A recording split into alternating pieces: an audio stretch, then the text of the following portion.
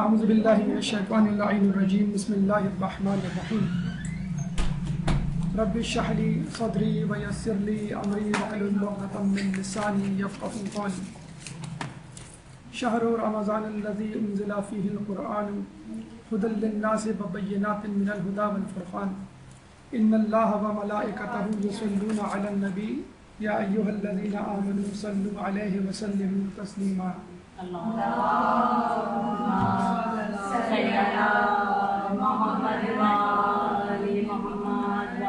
جی آواز آ رہی ہے آپ لوگوں کو؟ اچھا، آج ہمارا موضوع ہے ماہ رمضان کے خزانے۔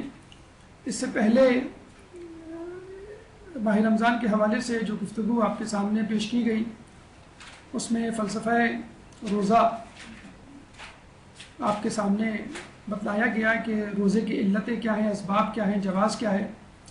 آج ہم ماہ رمضان کے خزانوں کی طرف رواں دواں ہیں اور یہ دیکھیں گے انشاءاللہ کہ اللہ سبحانہ تعالیٰ نے اس ماہ رمضان میں ایک مومن، ایک روزے دار کے لیے کیا کیا برکتیں، سعادتیں اور خزانے اپنے لامتناہی خزانوں میں سے رکھے ہیں۔ دیکھیں، عموماً خزانے سے مطلب ایک چھپا ہوا خزانہ، ایک چھپی ہوئی چیز، قیمتی چیز لی جاتی ہے، اور کچھ لوگ یہ بھی کہتے ہیں کہ اصل خزانہ انسان کا اس کی محنت ہوا کرتی ہے۔ مثلاً ایک واقعہ ہمیں اس زمن میں ملتا ہے کہ ایک شخص جو بہت امیر تھا، اس کا اکلوتا بیٹا تھا لیکن بہت سست اور کاہل تھا۔ کہتے ہیں کہ جب اس کا انتقال ہوا تو بیٹے کو یقین تھا کہ اس کی ساری دولت اور خزانہ اس کو وراثت میں مل جائے گا، لیکن ہوا یہ کہ باپ اپنے خزانے، اپنی وراثت کے بارے میں کچھ بتائے بغیر اس دار فانی سے کوچ کر گیا۔ بیٹا کچھ دنوں بڑا پریشان رہا۔ اچانک ایک رات اس کے خواب میں باپ آیا اور اس نے کہا کہ اپنے گھر کے دروازے کے باہر نکلو اور چند قدم آگے جا کر تیر چلاؤ مشرق کی طرف، جہاں تیر گرے وہاں پہ کھدائی شروع کر دو، تمہیں خزانہ مل جائے گا۔ چنانچہ اس نے ایسے ہی کیا، لیکن کافی دیر کھدائی کے باوجود اس کو خزانہ نہیں ملا۔ دوسرے دن باپ خواب میں آیا اور کہا کہ تم اپنے مکان سے چند قدم آگے نکلو اور اس دفعہ تیر مغرب کی طرف چلانا، جہاں تیر گرے وہیں پہ کھدائی شروع کر دو اور وہیں پہ خزانہ چھپا ہوا ہوگا۔ چنانچہ اس نے ایسے ہی کیا، کھدائی شروع کی، لیکن کافی دیر تک کھدائی کرنے کے باوجود اس کو خزانہ نہ ملا۔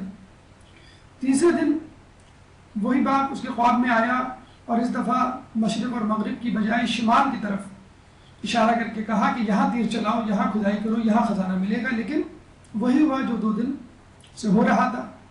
چوتھے دن باپ خواب میں آیا اور اس نے شمال کے بجائے جنوب یعنی چاروں سمتوں میں کھدائی کروا دی اور گھر کے باہر سمجھ لیجئے کہ زمین یا میدان جو ہے وہ کھیت کا سما پیش کرنے لگا، لیکن خزانہ نہ ملنا تھا، نہ ملا۔ دوسرے دن جب وہ شخص بیدار ہوا تو اس نے دیکھا کہ مکان کے باہر تمام زمین کھدی ہوئی ہے۔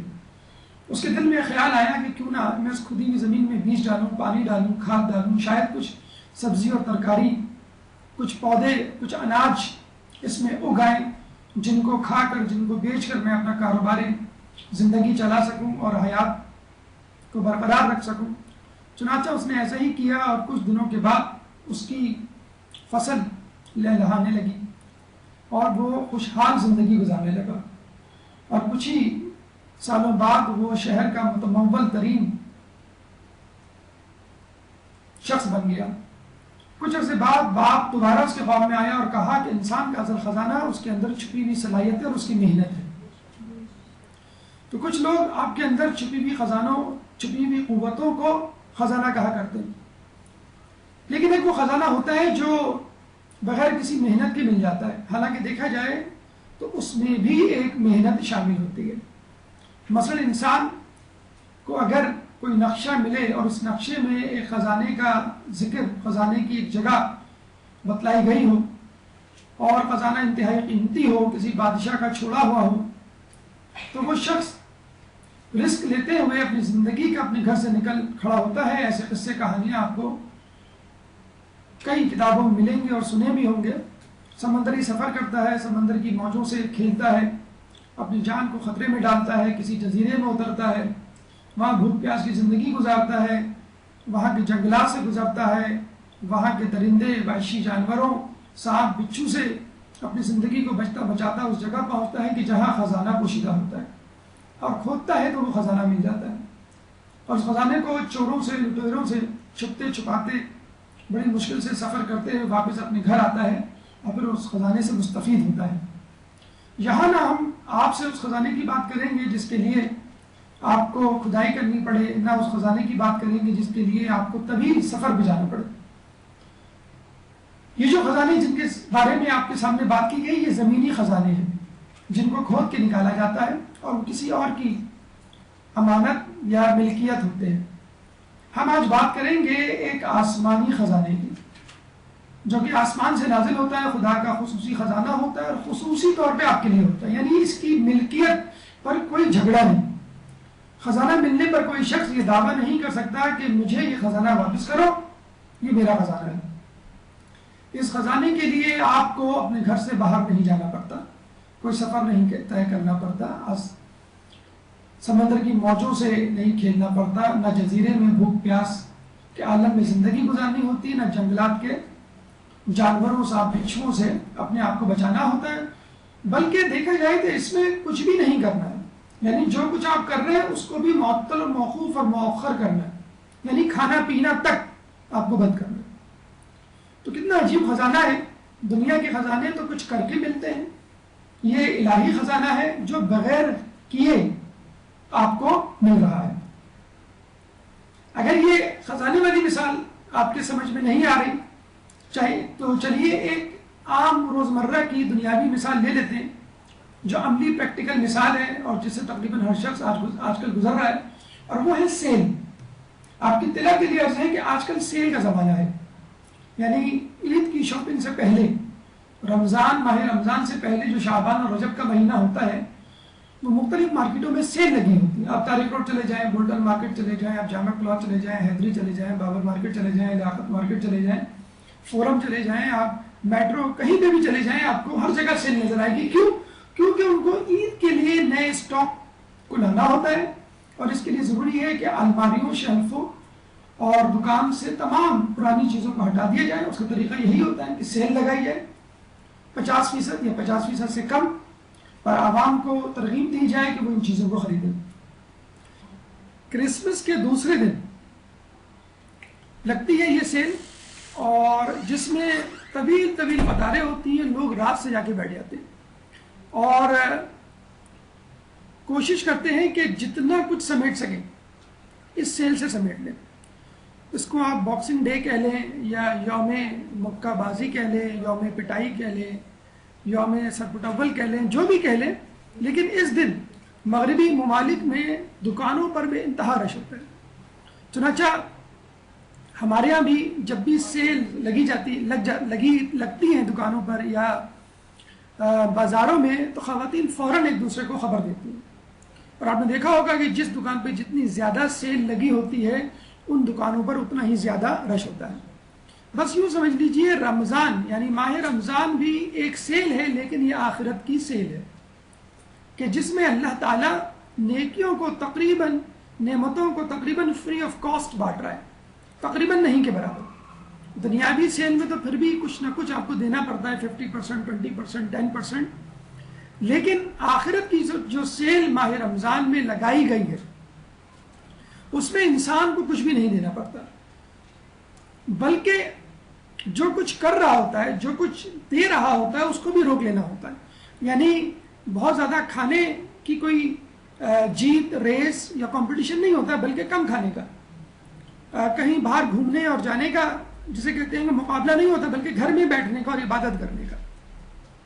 لیکن ایسا کیوں ہوتا ہے کہ ہم لوگ ہر سال ماہ رمضان میں اللہ تعالیٰ کی اس سیل سے، اللہ تعالیٰ کے اس خزانے سے محروم رہ جاتے ہیں؟ اس کی ایک وجہ یقیناً یہی ہے کہ ہمارے اندر یقین کی کمی ہے.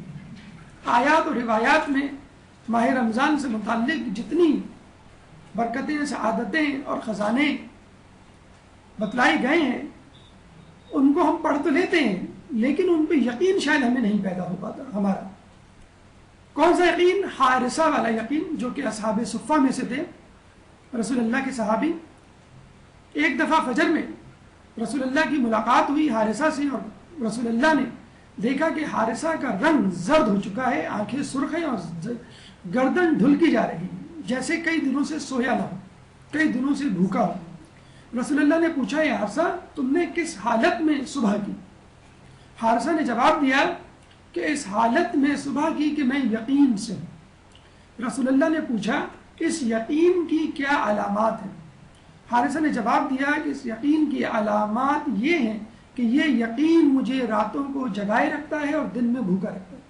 ہمارے یہاں عشق مجازی کے لیے عموماً یہ جملہ بولا جاتا ہے کہ کسی کی یاد میں نیند نہیں آ رہی اور دن میں بھوک نہیں لگ رہی.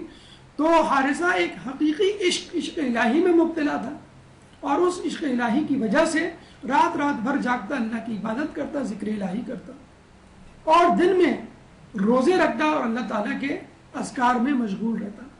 یہ تھا حارثہ کو یقین اللہ تعالیٰ کے انعامات کا، اللہ تعالیٰ کے جہنم میں دیے جانے والے عذاب کا، کہ وہ ہم وقت اللہ کی یاد میں کھویا رہتا.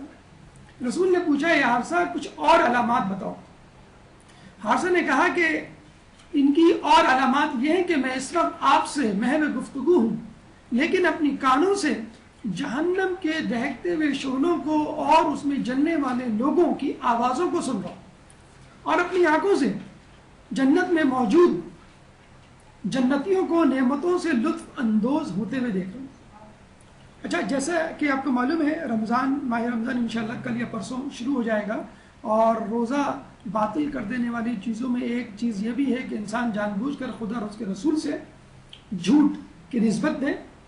چنانچہ ہمارے درس میں جتنی بھی روایات اور آیات کے تراجم آپ کے سامنے پیش کیے جائیں گے، ان کو ابھی ہم نیتاً مفہوم کا عنوان دے لیتے ہیں کہ جو بھی حدیث اور جو آیت کا ترجمہ آپ کے سامنے پیش کیا جائے گا اس کا مفہوم آپ کے سامنے پیش کیا جائے گا، تاکہ اگر کوئی اشکال، کوئی احتمال ہو روزہ باطل ہونے کا تو وہ نہ ہو سکے. تو یہ حارثہ والا یقین ہے کہ جو ہمارے اندر موجود نہیں، جس کا فقدان ہے، جس کی وجہ سے ہم ماہ رمضان کی فضیلتوں کو جاننے کے باوجود معرفت نہیں رکھ پاتے اور اس خزانے سے مستفید نہیں ہو پاتے. رسول نے کہا، حارثہ اس حالت کو برقرار رکھو، استقامت کا مظاہرہ کرو اور اس کی حفاظت کرو. حارثہ نے کہا کہ میرے لیے شہادت کی دعا کیجیے. رسول اللہ نے دعا کی اور کچھ دنوں بعد جنگ ہوئی. جنگ میں حارثہ لڑتے ہوئے شہید ہو گئے. ہمارے اندر بدری صحابی والا یقین نہیں پایا جاتا. جنگ بدر تھی، رسول اللہ صحاب جنگ کی تیاریوں میں مشغول تھے.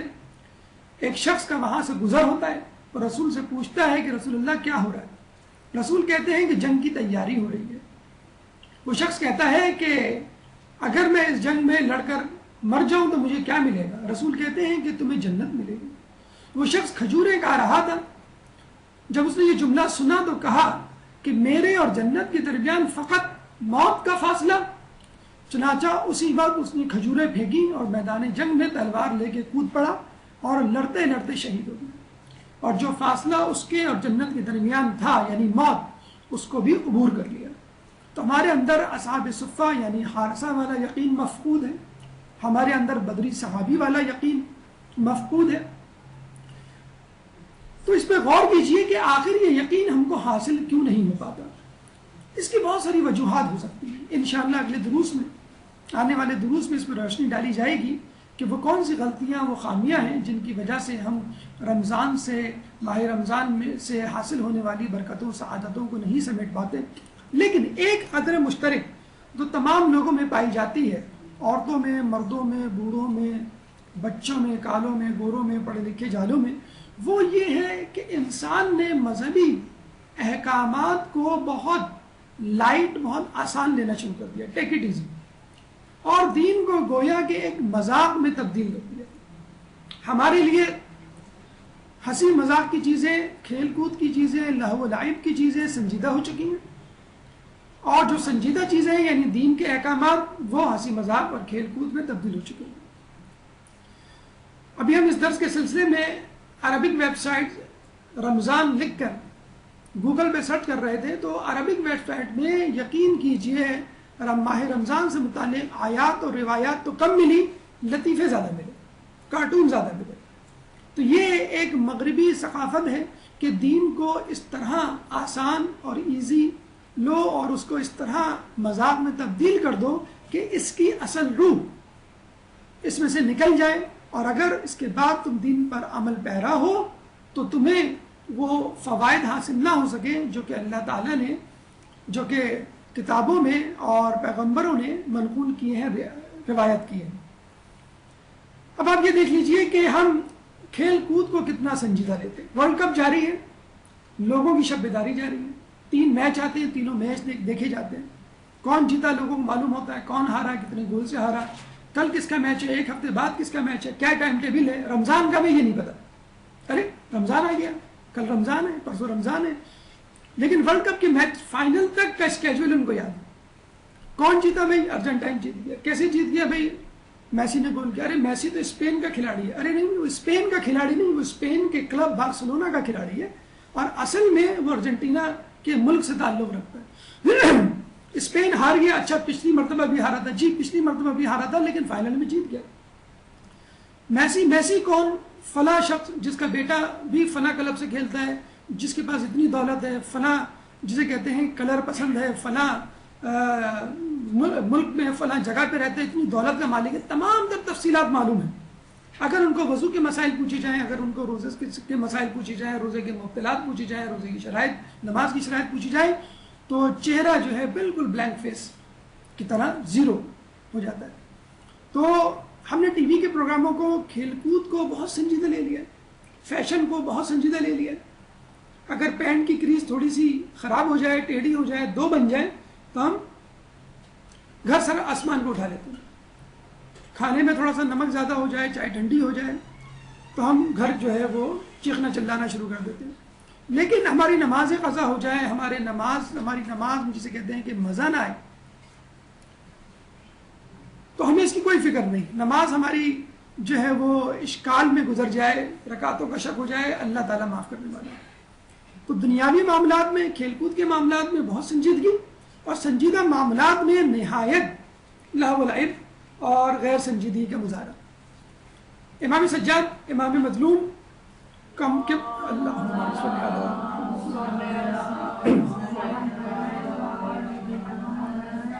کے بارے میں آپ جانتے ہیں کہ کس طرح کربلا کے بعد انہوں نے زندگی گزاری، گریہ وزاری میں، عبادت میں، دعاؤں میں،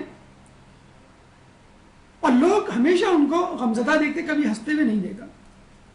ایک شخص مدینے میں مسخرہ مشہور تھا، لوگوں کے درمیان بیٹھا ہوا تھا، امام سجاد کا گزر ہوا تو لوگوں نے اس شخص سے کہا کہ تم ان صاحب کو ہنسا کے دکھاؤ تو ہم تم کو جانیں.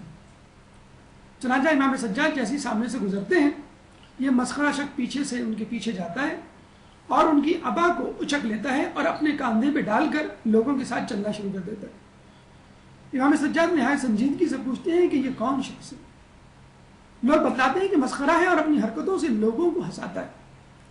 امام کہتے ہیں کہ اس سے کہہ دو قیامت کے دن سب سے زیادہ خسارے میں وہ شخص رہے گا جس نے اپنی زندگی کو فضولیات میں گزار دیا.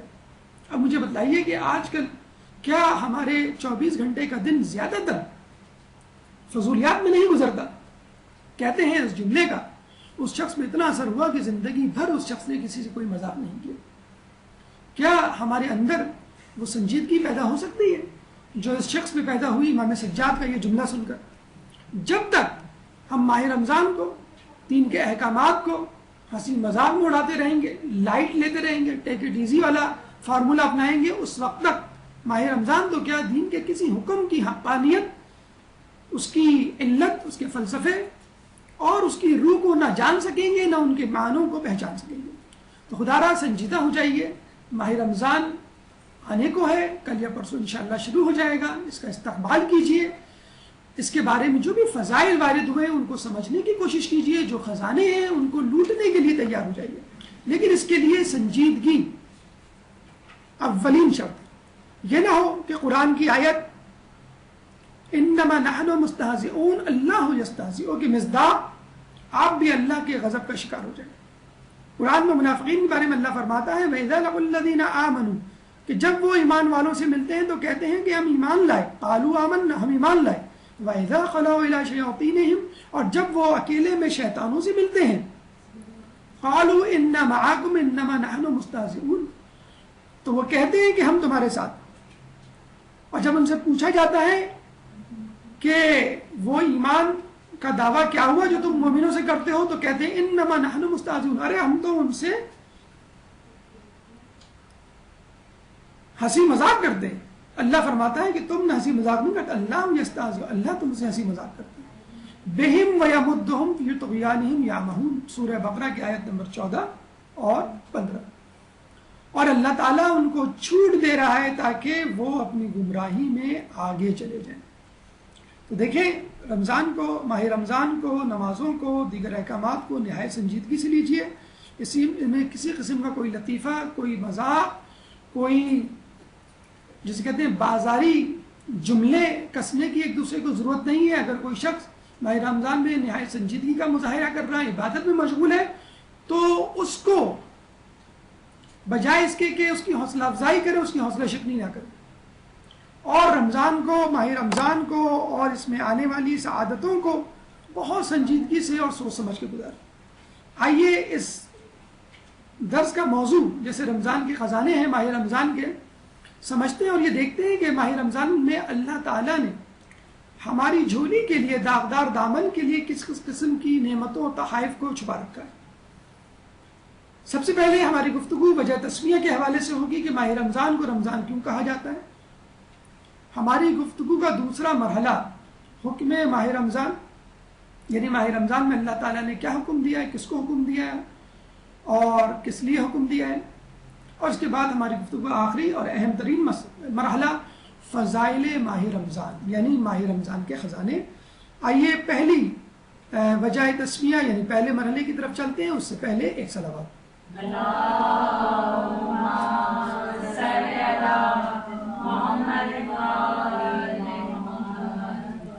دیکھیں ماہ رمضان یا رمضان، عربی کے لفظ رمضان فرسن کے وزن پہ، اس میں ثلاثی مجرد کا صیغہ رمضان سے نکلا ہے.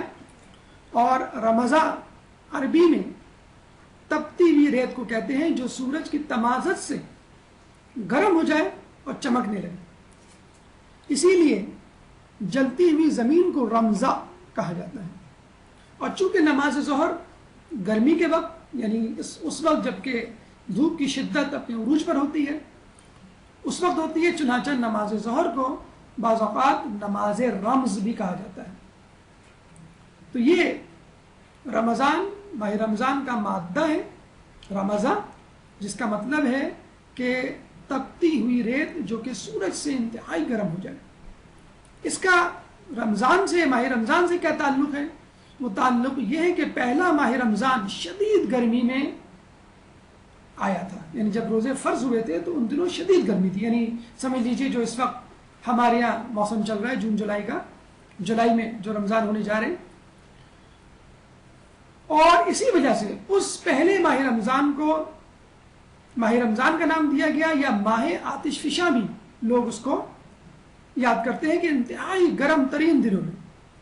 ہمارے یہاں یقیناً سہولتوں کی بھرمار ہے، لیکن کچھ لوگ ایسے بھی ہیں جو ان سہولتوں سے محروم ہیں یا سہولتوں کے ہوتے ہوئے ان سے استفادہ نہیں کر پاتے. مثلا لوڈ شیڈنگ کا جو عذاب ہے، یا اگر کسی گھر میں اے سی نہیں، پنکھے نہیں، پراپر وینٹیلیشن نہیں، فلیٹ سسٹم ہے، یا بہت سارے افراد ایک ہی کمرے میں رہتے ہیں، تو یقیناً وہ گرمیوں کے روزے سے تھوڑے سے پریشان ہو، بلکہ بہت زیادہ پریشان ہوتے ہوں گے، اور دعا بھی کہ نکالتے ہوں گے اپنے دل سے کہ کاش روزے جلد از جلد رمضان جو ہے، روزے جو ہے وہ سردیوں میں آ جائیں. تو یاد رکھیے کہ اگر کوئی شخص گرمیوں میں روزے رکھتا ہے، ٹھیک ہے، اس کی سختی اور تپتی ہوئی دھوپ کی تکلیف کو وہ برداشت کرے گا، لیکن وہ اس بہانے مولا علی کی سنت پر بھی عمل کرے گا. جب مولا سے پوچھا گیا کہ آپ تو اس دنیا سے بڑی نفرت کرتے ہیں، کیا آپ کو اس دنیا سے کوئی محبت بھی ہے، دنیا کی کسی چیز سے لگاؤ بھی ہے؟ تو مولا فرماتے ہیں کہ مجھے اس دنیا کی 3 چیزیں پسند: جہاد بالسیف یعنی میدان جنگ میں جہاد، مہمان کی مہمانداری یعنی ضیافت،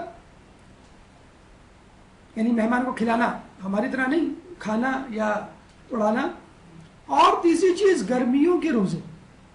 دیکھیں تینوں چیزوں میں کتنی مشقت اور کتنی زحمت ہے. جہاد یقیناً ایک زحمت ایک مشقت کا نام ہے. اپنی جان کو جوکھوں میں بلکہ خطرے میں اور موت کے منہ میں ڈالنا. مہمانداری آج کل کے مہنگائی کے دور میں ہر کسی کا بجٹ آؤٹ ہو جاتا ہے اگر کوئی آپ کے گھر رکنے کے لیے آ جائے یا جس کی مہمانداری کرنی پڑ جائے. گرمیوں کے روزے آج کل تو پھر بھی جسے کہتے ہیں کہ چھٹیوں کے ایام ہیں, بچے اور دیگر افراد جو ہیں وہ اس گرمیوں میں جو ہے وہ گرمیوں کی چھٹیوں کے مزے لوٹ رہے ہیں, اور اکثر یہ ٹرینڈ بن گیا ہے کہ وہ راتوں کو جاگ رہے ہیں اور دن میں سو رہے ہیں.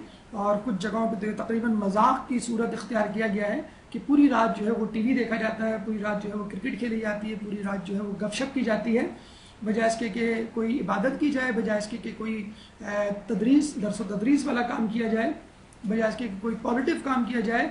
اس پوری رات کو لاہو العلم میں گزار دیا جاتا ہے اور پھر پورے دن سویا جاتا ہے.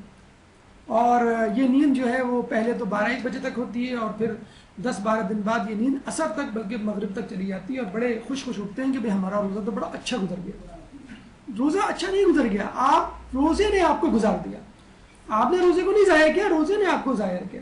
آپ نے اللہ سے مذاق نہیں کیا, اللہ نے آپ سے مذاق کیا. تو اگر آپ کو رات جاگنا بھی ہے تو ایسے کاموں میں اپنی شب بیداری کو جسے کہتے ہیں کہ استعمال کریں کہ جو نظر آئے کہ آپ شب بیداری میں مصروف ہیں, عبادت میں, تعلیم میں یا کسی اہم کام میں, بجائے اس کے کہ ٹی وی کے آگے آپ بیٹھ جائیں پوری رات گزار دیں, یا گلیوں میں پوری رات کرکٹ یا فٹ بال یا دیگر کھیل کھیلتے ہوئے گزار دیں. ماہ رمضان کو ماہ رمضان اس لیے کہا جاتا ہے کہ وہ گناہوں کو جلا دیتا ہے. جیسے ہم نے کہا کہ رمز کا مطلب ہے تپتی ہوئی چمکتی ہوئی شدت سے گرم ریت, اور اسی سے رمضان نکلا ہے یعنی ماہ رمضان. اسی لیے کیونکہ ماہ رمضان میں بھی آپ کے گناہ آپ کی عبادت کی وجہ سے اللہ تعالیٰ کی سعادت برکتوں رحمتوں کی وجہ سے آپ کے گناہ جل جاتے ہیں. ہم نے ایک دفعہ پڑھا تھا کہ حسد نیکیوں کو جلا دیتا ہے. اب آپ یہ بھی پڑھ لیجئے, یہ بھی سن لیجئے کہ رمضان جو ہے ماہ رمضان وہ آپ کے گناہوں کو جلا دیتا ہے, اور یہی وجہ ہے کہ ماہ رمضان کو رمضان کہا گیا. ایک دوسرا قول جو بظاہر اس قول کی بالکل اپوزٹ نظر آتا ہے, یعنی رمضان کا یا رمز کا ایک مطلب ہم نے سمجھا گرم تپتی ہوئی ریت, آگ کی طرح جھلستی ہوئی چیز. دوسرا مطلب یہ لیا جاتا ہے کہ رمضان رمزی سے نکلا ہے, جس کا مطلب ہے ابر و بارہ, جو گرمی کے آخر میں آئے اور اس کی شدت کو کم کر دے. اچھا اتفاق کی بات یہ ہے کہ ماہ رمضان شروع ہونے کو ہے اور بادل بھی کراچی میں آ گئے ماشاءاللہ, اور کہیں کہیں فوار بھی پڑ چکی ہے اور پڑ رہی ہے. تو امید ہے کہ موسم جو ہے وہ مزید ٹھنڈا ہو جائے گا. تو ماہ رمضان کو اس لیے رمضان کہا جاتا ہے کہ رمزی سے نکلا, جس کا مطلب ہے بارش. جس طرح بارش اور برسات گندگی غلاظت کو دھو ڈالتے ہیں, اسی طرح ماہ رمضان بھی گندگی غلاظت, روح کی گندگی غلاظت کو یعنی آپ کے گناہوں کو ڈھونڈ ڈالتے ہیں. اور جس طرح فضا معطر تر و تازہ اور خوشبودار ہو جاتی ہے, اسی طرح انسان کی روح ماہ رمضان میں تر و تازہ اور خوشبودار ہو جاتی ہے. ایک تیسرا قول ماہ رمضان سے متعلق کہ اس کو رمضۃ النسل کہتے ہیں, اس مہینے کو عربوں میں اسلام سے پہلے, کیونکہ اس مہینے میں عرب اپنے ہتھیاروں کو تیز کیا کرتے تھے, سیکل لگایا کرتے تھے, تلواروں کو, نیزوں کو, بھالوں کو, برچیوں کو, اور جنگ کی تیاری میں مشغول رہتے تھے. کیونکہ رمضان کے بعد شوال کا مہینہ ہوتا تھا جو کہ لڑائی کے لیے آخری مہینہ ہوتا تھا ان 3 مہینوں سے پہلے جو اس کے بعد آ رہے ہیں, یعنی شوال کے بعد ذیقعدہ, ذیلحج اور محرم, یہ 3 مہینے لڑائی کرنا حرام تھی, اور اس سے پہلے رجب. یہ 4 مہینے عربوں کے ہاں شروع ہی سے لڑائی کرنا حرام تھی. تو ماہ رمضان میں ہتھیاروں کو تیز کیا جاتا تاکہ شوال میں ہم لڑ سکیں, کیونکہ اس کے بعد لڑائی کی چھٹی آ رہی ہے, ذیقعدہ, ذیلحج اور محرم. سو رمضۃ النسل سے رمضان نکلا اور پھر اس کا نام ماہ رمضان پڑ گیا. چوتھا قول رمضان نکلا ہے ارتماز سے, جس کے معنی ہے قلق اور اضطراب محسوس کرنا. اور آپ کو معلوم ہے روزے دار روزے کی حالت میں بھوک پیاس سے جو قلق اور اضطراب محسوس کرتا ہے, اسی کی مماثلت کو, اسی کی شدت کو ذہن میں رکھتے ہوئے ارتماز سے لفظ بن گیا رمضان. اور ایک اور 5واں قول جو خود ہمارے 5ویں امام باقر علیہ السلام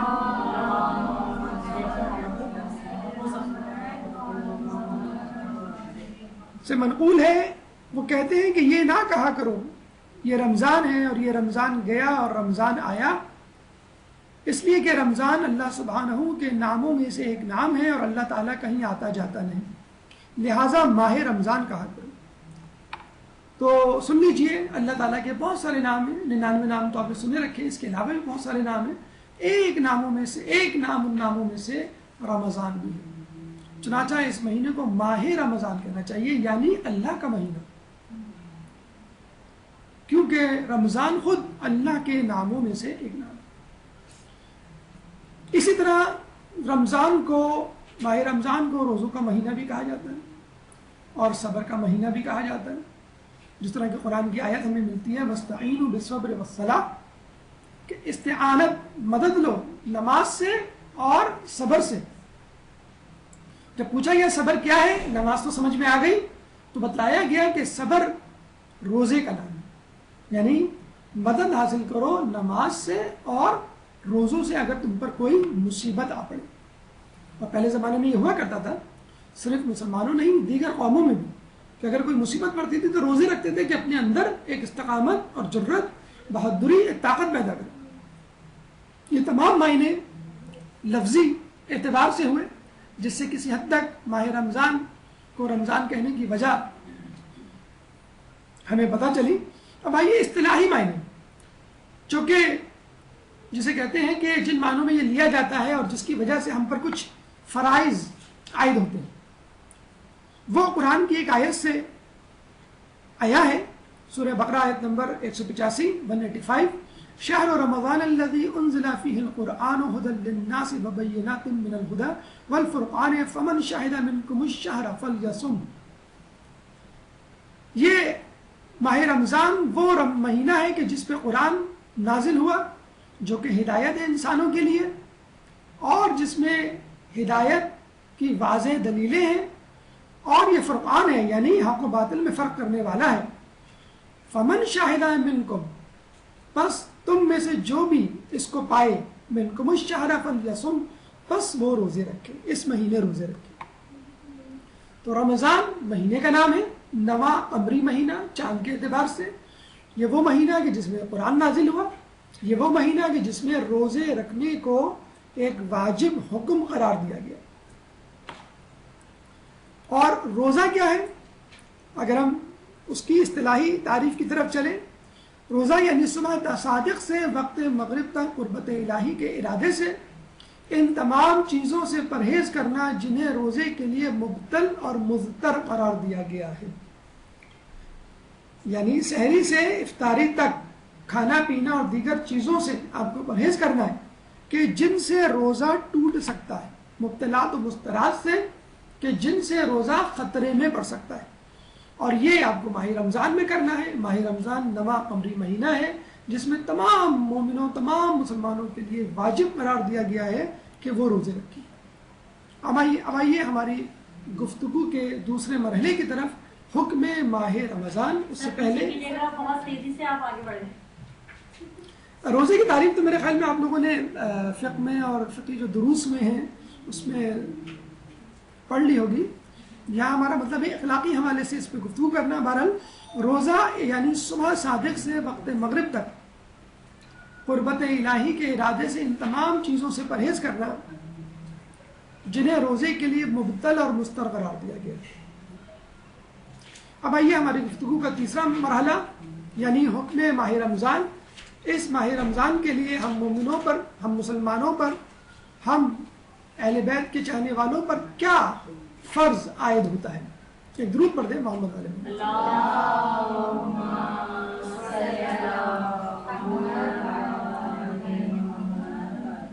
ماہ رمضان 2 ہجری اور 2 شعبان کو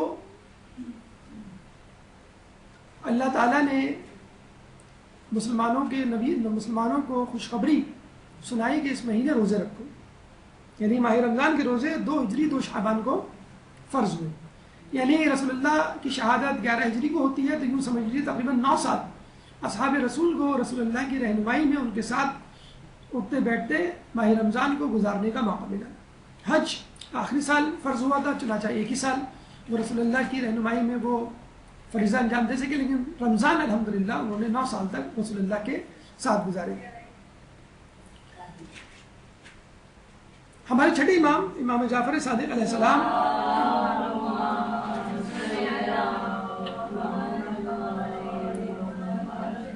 یہ آیت جو سورہ بقرہ کی 183 آیت ہے، ہماری آپ سے ایک گزارش ہے، ایک نصیحت مشورہ ہے کہ کوشش کریں کہ اس ماہ رمضان میں، بلکہ آج ہی جا کر سورہ بقرہ کی آیت نمبر 183، 184، 185 تینوں آیات ایک ساتھ ہیں، تسلسل کے ساتھ ایک ہی صفحے پر نظر آ جائیں گی آپ کو، جس میں رمضان کے احکامات دیے ہوئے ہیں۔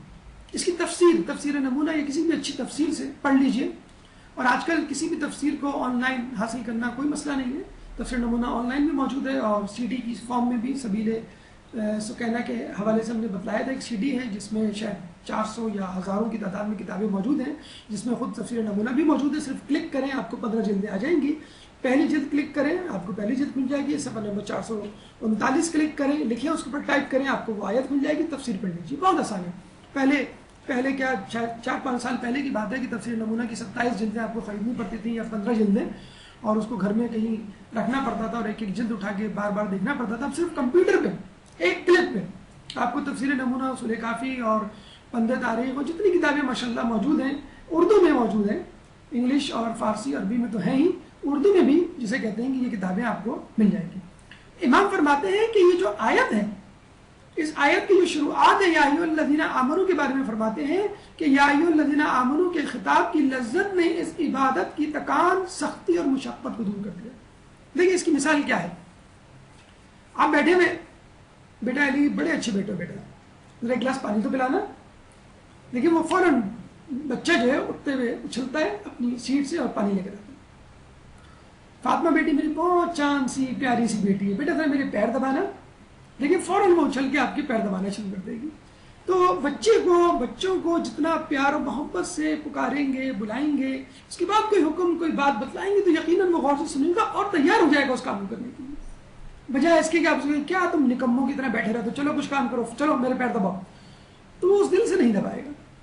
اللہ تعالیٰ جب حکم نازل کر رہا ہے تو کیا کہہ رہا ہے، یا ایھا الذین آمنوا، اے ایمان والو، اے وہ لوگ ہوں جو ایمان لائے ہوں، غیر مسلموں سے، کفاروں سے، بلکہ مسلموں سے بھی، مسلمانوں سے بھی مخاطب نہیں ہے، مومنوں سے مخاطب ہے۔ بہت فرق ہے مسلمان اور مومن۔ جب یہ اللہ تعالیٰ قرآن میں فرماتا ہے یا ایھا الذین آمنوا آمنوا، بلکہ ایمان لانے والوں میں بھی فرق کرتا ہے، ایک خالصتاً ایمان لائے، اللہ کی رضا کے لیے ایمان لائے، اور ایک اپنی مفاد پرستی کے تحت ایمان لائے۔ چنانچہ اللہ تعالیٰ پہلے تعریف کر رہا ہے، ایمان والو، اے وہ لوگوں جو ایمان لائے۔ جب تم ایمان لے آئے تو تمام چیزوں میں ایمان لاؤ، نماز بھی ایمان لے آئے، ہجرت بھی ایمان لے آئے، جہاد کر لیا، اب جو ہے وہ روزوں پہ بھی ایمان لاؤ، روزوں کو بھی بجا لاؤ۔ اور پھر اللہ فرماتا ہے کہ یہ جو ماہ رمضان میں روزوں کی فرضیت ہے تمہارے لیے نہیں ہے، تم سے پہلے بھی جو لوگ تھے ان کے لیے ہے۔ کما کتب علی الذین من قبلکم، پچھلی امتوں پر بھی روزہ فرض تھا، جیسے کہ ہم نے پہلے اس کے بارے میں تذکرہ کیا تھا، عیسائیوں پہ روزہ فرض تھا، یہودیوں پہ روزہ فرض تھا، بلکہ روزہ تو چلا ہی پہلے انسان یعنی حضرت آدم علیہ السلام سے، کہ جب انہوں نے ترک اولا کیا، ترک اولا کے بدلے میں اللہ تعالیٰ نے ان کو کہا کہ آدم روزے رکھو، کیوں کہ وہ پھل شجر ممنوعہ کا پھل ان کے پیٹ میں 30 دن تک اس کے اثرات رہے گے۔ چنانچہ آدم علیہ السلام نے 1 مہینے روزے رکھے، اس کے بعد ان کی امت، اس کے بعد آنے والے نبی، اس کے بعد ان نبیوں کی امت پر یہ روزے فرض ہوتے چلے گئے۔ کوئی امت، کوئی شخص ان روزوں سے ایگزمپٹ نہیں رہا ہے، استثناء کسی کو نہیں ملی۔ چنانچہ ہم دیکھتے ہیں موسیٰ علیہ السلام جب کوہ طور پہ گئے تو 40 دن تک روزہ رکھا، اور ایسا روزہ رکھا کہ 40 دن تک نہ کچھ کھایا نہ پیا۔ بہرحال ان کی بقا، ان کی زندگی اللہ تعالیٰ کے ہاتھ میں تھی، اور ان کو زندہ رکھنا اللہ تعالیٰ کے ہاتھ میں تھا، کہ انسان اگر ایک جانور اونٹ 40 دن تک بغیر کچھ کھائے پیے زندہ رہ سکتا ہے تو موسیٰ علیہ السلام کو کیوں نہیں اللہ تعالیٰ زندہ رکھ سکتا۔ اسی لیے ہم دیکھتے ہیں عیسائیوں میں 40 دن کے روزے، بلکہ کچھ عیسائی تو بہت سختی سے اس پہ عمل کرتے ہیں، اور روزے ان 40 دن میں فقط پانی، لیمو، چائے، اس طرح کی چھوٹی موٹی یا سیال چیزیں نوش فرماتے ہیں، اور 40 دن روزے سے رکھتے ہیں۔ اس حوالے سے ہمارا ایک درس روزہ اور میڈیکل سائنس کے حوالے سے دیا جا چکا ہے کہ جس میں ہم نے ایک عیسائی طبیب جو کہ روس میں رہا کرتا تھا اس کا تذکرہ کیا ہے، بلکہ اس نے کتاب بھی لکھی تھی جو کہ اردو میں دستیاب ہے، روزہ بیماریوں کا علاج کے نام سے ذوالفقار زیدی صاحب نے اس کا ترجمہ کیا ہے، حکیم محمد سعید نے اس کا دیباچہ لکھا ہے، اور فارسی میں بھی اس کا ترجمہ ہو چکا ہے جس میں اس کا دیباچہ جو ہے ناصر مکارم شیرازی نے لکھا، اور یہ بھی کہا کہ اس کتاب کو 3 مرتبہ پڑھی۔ بہرحال اس کتاب کا اور لیکسس فورین کا کہ اس نے کس طرح 40 دن تک مسلسل روزہ یا فاقہ کیا، اور کس طرح اس کے مریضوں نے اس کی پیروی کرتے ہوئے 40 دن تک غذا کو ترک کیا، اور اس کے بعد ان کی صحت میں کیا مثبت تبدیلیاں پیدا ہوئیں، کس طرح بوڑھوں کو جوانی ملی، اس کا بڑا جسے کہتے ہیں کہ حیران کن ایک تذکرہ اور ہوشربا تذکرہ جسے کہتے ہیں اس کتاب میں موجود ہے۔ اگر وقت ہو تو اس درس کو بھی سن لیں، اگر فرصت ہو تو وہ کتاب بھی لے کے پڑھیں اور دیکھیں کہ بھوک کس طرح انسان کی فطرت میں رچی بسی ہے، اور کس طرح انسان کو انعامات اور ثواب اور آخرت کی نعمتوں سے دور کی بات خود دنیا میں کتنی زیادہ نعمتوں اور فوائد سے ہمکنار کرتا ہے یہ روزہ بھوک۔ اسی لیے ہم دیکھتے ہیں کہ روزہ فقط دین الہی کے ماننے والوں ہی پہ فرض نہیں کیا گیا، یعنی ان لوگوں نے رکھا، یہودی عیسائی اگر مسلمان روزہ رکھتے ہیں تو چلیں ٹھیک ہے، وہ پیغمبروں کے ماننے والے تھے اور پیغمبر اللہ تعالیٰ سے تعلق رکھتے تھے، اور اللہ تعالیٰ وہی ہے جس نے آدم پہ روزہ فرض کیا، اس نے باقی نبیوں کو بھی روزہ فرض کیا۔ لیکن وہ لوگ جو کسی دین کو نہیں مانتے، مثلا مصر کے قدیم لوگ، مثلا یونانی جو کہ دیوتاؤں پہ نعوذ باللہ مشرک تھے، پانی کا دیوتا، آگ کا دیوتا، بارش کا دیوتا، محبت کا دیوتا، نفرت کا دیوتا وغیرہ وغیرہ کو مانتے تھے، وہ تک فاسٹنگ، جس کو صوم تو نہیں کہنا چاہیے، یعنی بھوکے اور فاقہ شکنی کے مختلف تھے۔ رومی حضرات، خود ہندوؤں میں بھرت نام سے جو ہے روزہ رکھا جاتا ہے۔ اب یہ روزوں کی شکلیں الگ ہیں، یعنی پہلے جو روزہ رکھا جاتا تھا، بلکہ خود اسلام کے ابتدائی ایام میں جو روزہ رکھا جاتا تھا اس میں سحری نہیں ہوتی تھی، افطاری آپ کر لیتے تھے، اس کے بعد اگر آپ سو گئے تو بس سو گئے، جب بھی آپ اٹھیں گے آپ کو کچھ کھانا پینا نہیں ہے۔ ایک صحابی کے بارے میں ملتا ہے کہ جب وہ گھر آئے تو زوجہ سے کہا کہ میرے لیے افطاری تیار کر دو، اور تھکن کے مارے ان کی آنکھ لگ گئی، اور جب اٹھے بیگم نے اٹھایا کہ افطاری تیار ہے، افطاری کر لیں، تو ان کو یاد آیا کہ اب تو میں سو چکا ہوں، اب تو میرے لیے کھانا پینا حرام ہے۔ چنانچہ دوسرے دن وہ بے ہوش ہو کے گر پڑے روزے میں نقاہت کے مارے، رسول اللہ کو بتایا گیا تو پھر حکم اترا کہ تم سحری کر سکتے ہو، افطاری بھی کر سکتے ہو، نیند بھی لے سکتے ہو، نیند کے بعد جب اٹھو تو جب تک صبح نہ ہو جائے، فجر نہ ہو جائے، تم کھا پی سکتے ہو۔ اور پھر اس کے بعد کا جو روزہ ہے، یعنی ہم تک جو پہنچنے والا روزہ ہے، وہ روزے کی آسان ترین شکل ہے، ورنہ 40 دن کے روزے اور کچھ نہ کھانا پینا کے روزے اور بغیر سحری کے روزے، بلکہ رسول اللہ نے یہاں تک تاکید کی کہ سحری کرو، کہ سحری ہمارے اور یہودیوں اور نصارہ کے روزوں کے درمیان فرق ہے، یعنی ان کے یہاں سحری نہیں ہوتی، ہمارے یہاں ہوتی، سحری کی تاکید کی گئی۔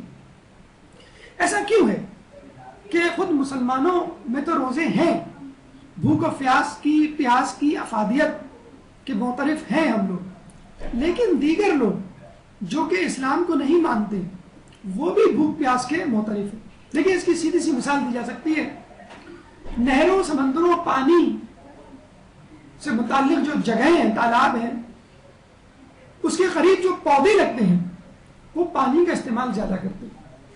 اگر ان پودوں کو اپنے گھر لے آئیں، کسی صحرا میں لے جائیں یا ایسی جگہ اگائیں جہاں پر پانی نہ ہو، تو آپ دیکھیں گے کہ یہ پودے چند دن میں مر جائیں گے۔ اسی طرح سمندر میں، دریاؤں میں رہنے والے جانور، مچھلیاں چند منٹ کے لیے اگر ان کو پانی سے نکال دیں تو وہ مر جائیں گے، یہ دریائی جانور۔ اس کا مطلب کیا ہوا کہ وہ جانور، وہ مخلوقات جو پانی سے قریب ترین ہیں، ان میں نزاکت زیادہ ہے، اسٹیمنا کم ہے، اور بھوک پیاس کی شدت کو برداشت کرنے کا کم مادہ ہے۔ جبکہ دوسری طرف ہم صحرا میں رہنے والے جانوروں اور پودوں کی طرف نظر کرتے ہیں تو ہم دیکھتے ہیں کہ اونٹ 40 دن تک بغیر کچھ کھائے پیے اور بغیر ریسٹ لیے وہ جسے کہتے ہیں کہ زندہ ہے، یعنی کھانا نہ پینا۔ اسی طرح کیکٹس اور دیگر پودے جو صحرا میں اگتے ہیں کئی دن تک بغیر پانی کی زندہ رہتی ہے۔ اس کا مطلب یہ ہوا تمام مخلوقات بشمول جانور اور پودے اگر پانی کے محتاج ہیں بہت زیادہ، بھوک کے محتاج ہیں بہت زیادہ، تو پھر ان کا جینا ذرا مشکل ہو جاتا ہے۔ آپ کو واقعہ سنایا تھا ہم نے کہ دو دوست تھے، ایک بہت کھاتا تھا ایک بہت کم کھاتا تھا، اور جب وہ ایک جگہ گئے ان کو زندان میں ڈالا گیا تو جو 6 مرتبہ کھاتا تھا، یعنی ہم لوگوں کی طرح 6 مرتبہ کھاتا تھا، وہ 3 دن میں مر گیا، اور جو دن میں 1 مرتبہ کھاتا تھا وہ 3 دن بعد بھی زندہ رہا۔ کیوں؟ بھوک و پیاس برداشت کرنے والے لوگوں کی قوت استقامت زیادہ ہوتی ہے، اور بڑے افسوس کے ساتھ کہنا پڑتا ہے کہ ہماری قوت استقامت بہت کم ہو گئی۔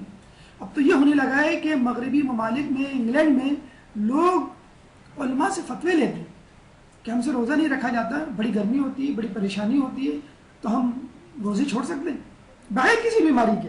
اور آپ کو معلوم ہے فقط بھوک پیاس کی تکلیف سے روزہ نہیں چھوڑا جا سکتا۔ ارے بھائی اگر بھوک پیاس کی تکلیف نہیں ہوگی تو پھر روزہ کس بات کا؟ آپ اے سی کھول کے سو جائیں دن بھر کے لیے اور روزہ رکھ لیں تو یہ اس روزے کا روزہ تو کاؤنٹ ہو جائے گا، لیکن کیا اثرات آپ کو ملیں گے؟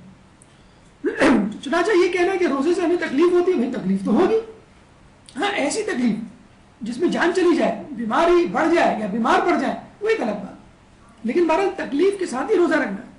ایک دوسری عجیب وجہ وہ یہ ہے، اگر خدا کی شان میں گستاخی نہ ہو، انسان جب کوئی تصویر بناتا ہے، مصور جب کوئی تصویر بناتا ہے تو آپ نے دیکھا ہوگا مصور کو جو چیزیں پسند ہوتی ہیں وہی چیزیں ان تصویروں میں ڈالتا ہے۔ اس کو جو کلر پسند ہوگا، اس کو جیسے بال پسند ہوں گے، اس کو جیسے ڈریس پسند ہوگا، اس کو جیسے منظر پسند ہوگا، وہی اسی کی جسے کہتے ہیں کہ وہ تصویر کشی کرتا ہے۔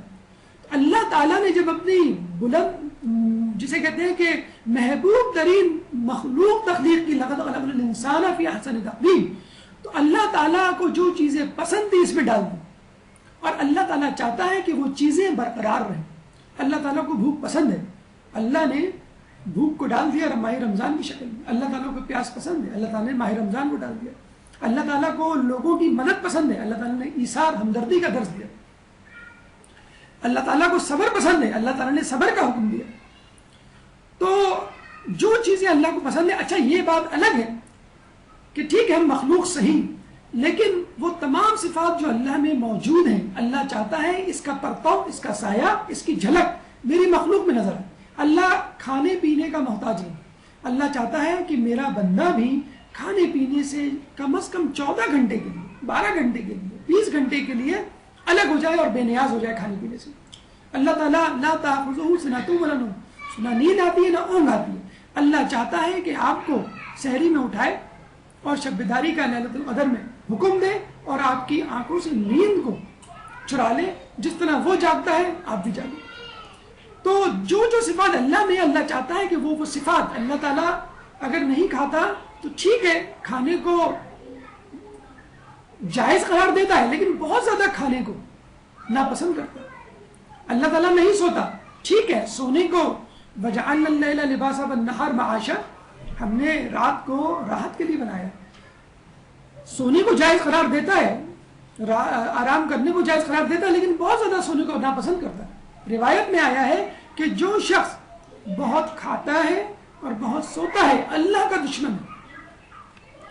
تو اللہ تعالیٰ کی صفات جب بندے میں نظر آئے تو اللہ تعالیٰ خوش ہوتا ہے۔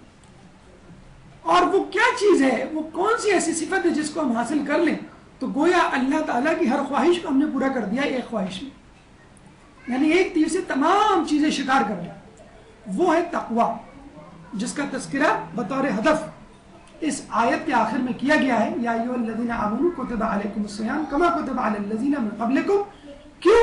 لعلکم تتقون، تاکہ تم متقی بن جاؤ۔ اس کا تذکرہ پہلے ہو چکا کہ عربی میں لیتا اور لعل دو الفاظ استعمال ہوتے ہیں تمنا کے لیے، وہ تمنا جو پوری نہ ہو سکے کہ کاش میری جوانی آ جائے، اس کے لیے لفظ لیتا استعمال ہوتا ہے، اور وہ لفظ جس میں ایسی تمنا کا اظہار ہو کہ جو پوری ہو سکے اس میں لعل کا لفظ استعمال ہوتا ہے۔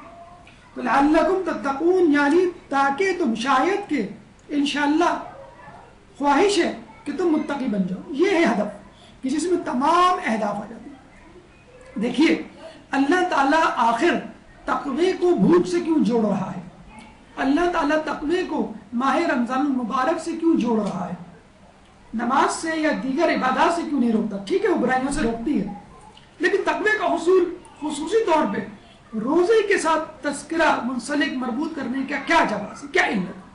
मरहूम शेख मुर्जा अंसारी के हवाले से एक वाक़या मिलता है इस ज़मन में कि तकवा और इल्म, तकवा और आला मर्तबा क्या आपस में जिसे कहते हैं कि रिश्ता रखते हैं। शेख मुर्जा अंसारी अपने ज़माने तालिब इल्मी में अपने एक दोस्त को 1 दिरहम देते हैं और कहते हैं कि रोटी लिया। वो दोस्त बाजार जाता है और रोटी ले आता है, और रोटी के साथ हलवा भी मौजूद होता है, जैसे हमारी हलवा पूरी होती है। तो शेख मुर्जा अंसारी ने देखा कि रोटी है और रोटी के बीच में हलवा रखा हुआ है। शेख मुर्जा अंसारी ने कहा मैंने तो 1 दिरहम दिया था, 1 दिरहम में रोटा और हलवा दोनों तो नहीं, रोटी और हलवा दोनों तो नहीं आ सकते। रमजान की आमद है और ज़बान अभी से लड़खड़ा रही है, तो रोटी और हलवा दोनों तो नहीं आ सकते। तो उनके दोस्त ने कहा कि असल में रोटी तो मैंने उसी दिरहम से खरीदी है जो आपने दिया था, हाँ हलवा ये मैंने उधार लिया। अच्छा, हमारे यहाँ उधार से कोई चीज़ लेना और इस्तेमाल करना इस्लाम में जायज़ है, लेकिन बहरहाल माले मशकूक में आ जाता है। चुनाचा शेख मुर्जा अंसारी ने कहा मैं तो ये हलवा नहीं खा सकता। चुनाचा उन्होंने रोटी खानी शुरू की और इस तरह रोटी खाई कि रोटी के किनारे तो उन्होंने खा लिए, लेकिन रोटी का बीच का हिस्सा उसको हाथ तक नहीं लगाया। क्यों? कि उसमें हलवा रखा हुआ था, यानी हलवे की मिठास उसकी चाशनी तक को नहीं छुआ। जिस तरह हम लोग रोटी खाते हैं किनारे छोड़ देते हैं, अक्सर अम्मी की सलवातें सुनते हैं कि ये क्या तुम किनारे छोड़ देते हो? अम्मी ये किनारे जो मोटे हैं पके नहीं। लोग पिज़्ज़ा हट से पिज़्ज़ा खाते हैं और जो है क्रस्ट छोड़ देते हैं। आजकल क्रस्ट में जो है चीज़ डाल दिया गया है कि आप इसको ना छोड़ें, इसमें चीज़ मौजूद है। तो जिस तरह रोटी खाते हैं उसका उलट शेख मुर्जा अंसारी ने किया और रोटी खा गए, लेकिन हलवा और वो रोटी जो हलवे से लथपथ थी उसको छुआ तक नहीं। वाकया यहां खत्म नहीं होता, वाकया यहां से शुरू होता है। कुछ अरसे बाद शेख मुर्जा अंसारी जब मर्जियत के जिसे कहते हैं कि ओहदे पर पहुंचे, तो यही दोस्त बचपन का ज़माने तालिब इल्मी का उनके पास आया और कहा शेख मुर्जा अंसारी मुझे आप पहचाने? मैं वो दोस्त हूं कि जो आपके साथ हुआ करता था, आपके साथ उठता बैठता था, हम एक ही उस्ताद से पढ़ते थे, एक ही क्लास में थे, हम जमात थे, एक ही दर्स लिया करते थे और एक ही प्लेट में खाया करते थे। सबसे बड़ी बात तो ये क्या वजह है कि आप तो मर्जियत के आला तरीन मुकाम पर पहुंच गया, मैं कहीं भी नहीं पहुंचा। शेख मुर्जा अंसारी ने कहा आपको याद है कि मैं रोटी खाया करता था और आप हलवा और रोटी दोनों खाया करते थे। तो देखिए ये है हलाल ग़िज़ा का और तक़वे का और किसी मुकाम पर पहुंचने का रिश्ता।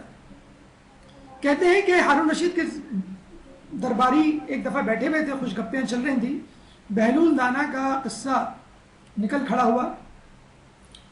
तो हारून के दरबारियों ने कहा कि बहलूल तो एक मजनू है, एक दीवाना है, जबकि हारून ने कहा नहीं वो दीवाना नहीं, निहायत अक्लमंद शख्स है। जब वो लोग नहीं माने तो हारून ने कहा देखो मैं तुम्हें अभी साबित किए देता हूं कि वो दीवाना नहीं है, निहायत अक्लमंद आदमी। जब खाना लगा तो बादशाह हारून रशीद के लिए निहायत लजीज और मखसूस खाना लाया गया। हारून रशीद ने कहा कि जाओ इस खाने को बहलूल को दे आओ। चुनाचा गुलाम बहलूल के पास गया, रस्ते में बैठा हुआ था, कहा कि बहलूल तुम्हारे लिए बादशाह ने अपना मखसूस खाना भेजा है। बहलूल ने कहा देखो ये सामने हम्माम है,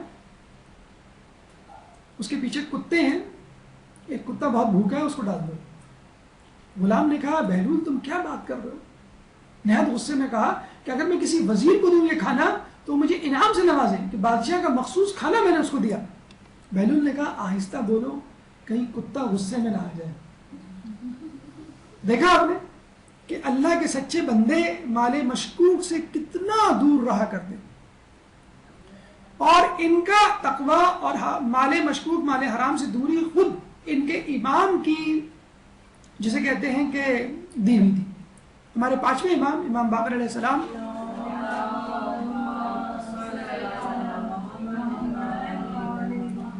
جب بادشاہ منصور دوانٹی کی قید میں تھے تو نہایت کم کھانا کھایا کرتے تھے، اور یقیناً کم کھانا چاہیے، کیونکہ مال مشکوک مال حرام اگر پیٹ میں جائے تو کیا کیا آفتیں ڈھاتا ہے آپ کو معلوم ہے، اور بادشاہ کا کھانا یقیناً مال مشکوک مال حرام میں سے ہے۔ ایک دن جیل کے داروغہ نے اپنے محلے میں کسی مومنہ سے کہا کہ امام جیل میں ہیں، ان کے لیے کھانا پکا دو، بیچارے کئی دنوں سے قلیل غذا پر زندہ ہیں۔ اس مومنہ نے امام کے لیے چند روٹیاں بھجوا دی، امام نے ان روٹیوں کو بھی کھانے سے انکار کر دیا۔ جیل کے داروغہ نے کہا کہ یہ کھانا بادشاہ کا نہیں، مومنہ کے ہاتھوں کا پکایا ہوا ہے۔ امام نے کہا کہ اس مومنہ کو کہہ دینا کہ یہ روٹیاں تو حلال ہیں، لیکن جس طبق میں جس برتن میں یہ روٹیاں رکھی ہوئی تھیں وہ حرام کا ہے۔ دیکھا آپ نے، نہ صرف غذا بلکہ غذا جن چیزوں سے مس ہوئی ہے، جن کا لمس اس کو لگا ہے، وہ چیزیں بھی حلال ہونا چاہیے۔ تو جب اللہ تعالیٰ روزے میں آپ کو حلال سے روکتا ہے تو اسی لیے روکتا ہے کہ جب ماہ رمضان گزر جائے تو نہ صرف حرام بلکہ مشتبہ مشکوک چیزوں سے بھی بچنا، اور جو حلال کو چھوڑ چکا ہو تو وہ حرام یا مشکوک غذاؤں کو کیوں نہیں چھوڑ سکتا۔ اب آئیے تعین روزہ پہ کہ اللہ تعالیٰ نے ماہ رمضان میں روزوں کو کیوں فرض کیا، کیوں نہیں ہم کو آزاد چھوڑ دیا کہ جب چاہو روزے رکھ لو، 30 کا عدد پورا کر لو، ایک مہینے کا گنتی پوری کر لینا جب تمہیں سہولت ہو۔ ایام معدودات لعلکم تتقون کے بعد 184 184 آیت جو شروع ہوتی ہے وہ ان الفاظ سے شروع ہوتی ہے، ایام معدودات، اے ایمان والو تم پر روزے فرض کیے گئے جیسے کہ تم سے پہلے کے لوگوں پر، تاکہ تم متقی بن جاؤ۔ یہ گنے چنے چند دنوں کے روزے ہیں، یہ اس کا اردو با محاورہ ترجمہ ہوگا، یعنی کاؤنٹڈ روزے ہیں، ان لمیٹڈ پیکج کی طرح نہیں کہ تم رکھتے چلے جاؤ اور فکسڈ معین روزے ہیں، ایام جو کہ معین ہے۔ کیوں؟ دیکھیں، اگر روزوں کو غیر معین کر دیا جاتا تو آپ کا یہ تجربہ ہے کہ جب کسی کے روزے قضا ہوتے ہیں کب پورے ہوتے ہیں؟ اگلے سال رمضان سے چند دن پہلے، شوال میں رکھیں گے، اچھا نہیں ذیقعدہ میں، اچھا ذی الحج میں، اور شعبان آ جاتا ہے اور ٹینشن، ارے رمضان سر پہ ہے اور رمضان سے پہلے پہلے ہمیں روزہ پورا کرنا۔ آپ نے منت مانی، نظر مانی روزوں کی، اور یاد ہی نہیں رہتا کہ ہم نے کتنے روزوں کی منت مانی تھی، منت پوری ہو گئی، اب آپ بھول گئے منت کو۔ تو یہ ہم روزوں کے ساتھ کرتے ہیں، تو اللہ تعالیٰ اگر روزے رکھ دیتا غیر معین تو ہم بہانے بناتے ہیں۔ ابھی آپ نے دیکھا ہوگا کہ رمضان شروع ہوا نہیں، لوگوں کے بہانے شروع ہو گئے، علماء کے پاس مسائل پوچھنے لوگ آئے کہ ہمیں فلاں بیماری، ہمیں فلاں بیماری، ہماری فلاں مشکل، جس طرح لوگ داڑھی کے لیے کہ ہمیں الرجی ہو گئی ہے کہ کیا ہم داڑھی کٹوا لیں، ہمارے لیے جاب کا مسئلہ ہے کہ ہم شیو کر لیں، تو کسی طرح فتویٰ لے لینا کہ ہم روزے سے بچ جائیں۔ اور کچھ لوگ تو ماشاءاللہ فتویٰ علماء کی بجائے ڈاکٹروں سے لیتے ہیں، ڈاکٹر صاحب ہمیں شوگر ہے، کیا ہم روزے رکھ سکتے ہیں؟ نہیں، بالکل نہیں رکھ سکتے۔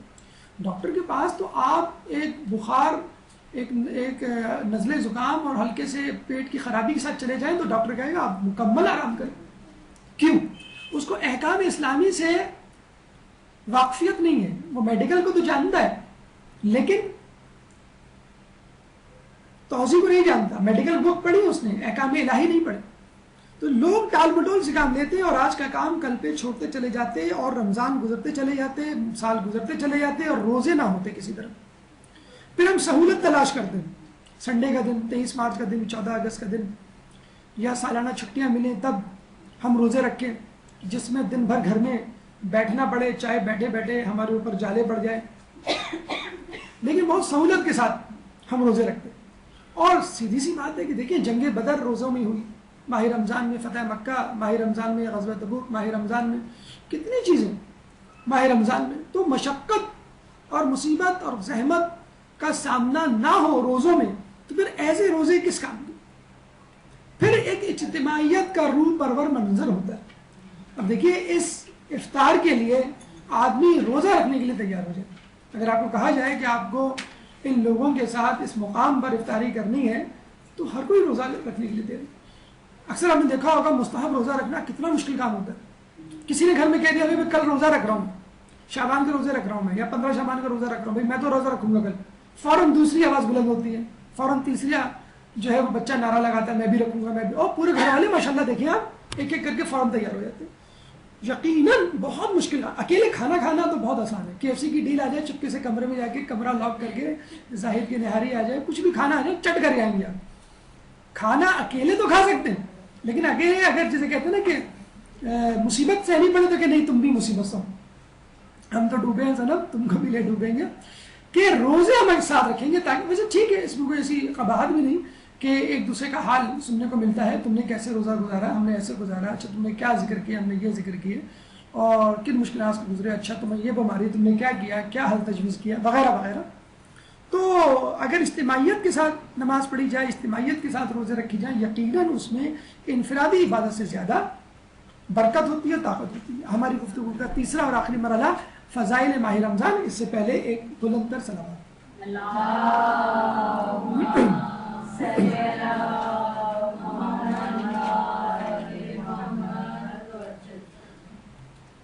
آئیے ماہ رمضان کے خزانوں کی طرف چلتے ہیں کہ ماہ رمضان کا جو پہلا خزانہ یا پہلا جسے کہتے ہیں کہ پہلی نعمت تو یہ ہے بریکنگ نیوز کہ ماہ رمضان تمام مہینوں کا سردار ہے. اب آپ خود دیکھ لیجئے ایک عام آدمی اور ایک سردار میں کتنا فرق ہوتا ہے. آپ کے سامنے ایک پریزیڈنٹ آ جائے, آپ کو کسی پریزیڈنٹ کے گھر جانا پڑے, کسی بادشاہ کے گھر جانا پڑے, آپ کسی بادشاہ کے مہمان ہوں اور دوسری طرف آئے آپ ایک عام آدمی کے مہمان ہوں, تو جب بادشاہ کی مہمان نوازی آپ کے ساتھ بڑھتی جائے گی تو آپ خود اندازہ لگا لیجئے کہ آپ کو کس طرح کا پروٹوکول, کس طرح کا جسے کہتے ہیں کہ آرام, کس طرح کی عزت دی جائے گی.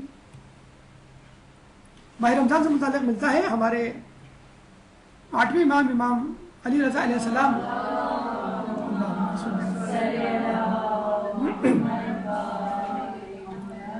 کہ جب قیامت کا دن ہوگا, مطلب جو روایت کا خلاصہ ہے, طویل روایت ہے, اس کا خلاصہ یہ ہے کہ قیامت کے دن تمام مہینوں کو حاضر کیا جائے گا تو ماہ رمضان بقیہ مہینوں میں ایسا ہوگا جیسے چاند باقی ستاروں کے درمیان.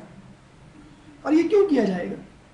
یہ ان لوگوں کو بتلانے اور جتلانے کے لیے کہ جنہوں نے ماہ رمضان کو انڈر ایسٹیمیٹ کیا اور اس کی فضیلتوں پہ کان نہیں دھرا, اور ان لوگوں کو بھی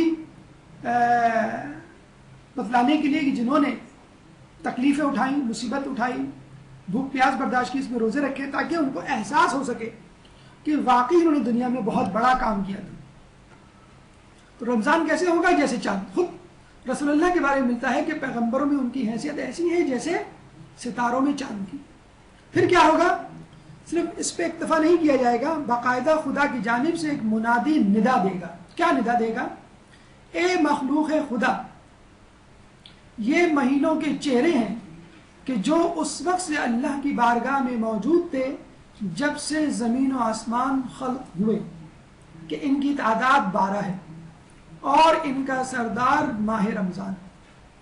میں نے اسے ظاہر کیا ہے تاکہ اس کی برتری کو دیگر مہینوں پر دکھلا سکوں, تاکہ وہ مرد اور عورتوں میں سے جو میرے بندے ہیں ان کی شفاعت کرے اور میں اس کی شفاعت کو قبول کروں. ہم یہاں پہ جھگڑ رہے ہیں کہ وسیلہ ہے یا نہیں ہے, رسول اللہ شفاعت کر سکتے ہیں, شفاعت کا حق رکھتے ہیں کہ نہیں, امام جو ہے ہمیں معاف کروائیں گے یا نہیں. ایک ماہ رمضان آپ کی شفاعت کر رہا ہے, عبادتوں کا مہینہ آپ کے لیے وسیلہ بن رہا ہے آپ کی مغفرت کے لیے. تو جب ایک مبارک مہینہ آپ کی مغفرت کے لیے وسیلہ اور شفاعت بن سکتا ہے تو خود ائمہ طہار کی ذات اور خود رسول اللہ کی ذات آپ کے لیے وسیلہ کیوں نہیں بن سکتی. من ذا الذی یشفع عنده الا باذنہ. یہ اور بات کہ اس کے سامنے کوئی شفاعت نہیں کر سکتا سوائے اس کے کہ جس کو اللہ اجازت دے. لیکن بہرحال شفاعت ہے کہ جب ماہ رمضان شفاعت کر سکتا ہے تو خود رسول اللہ کی ذات گرامی بھی کر سکتی ہے.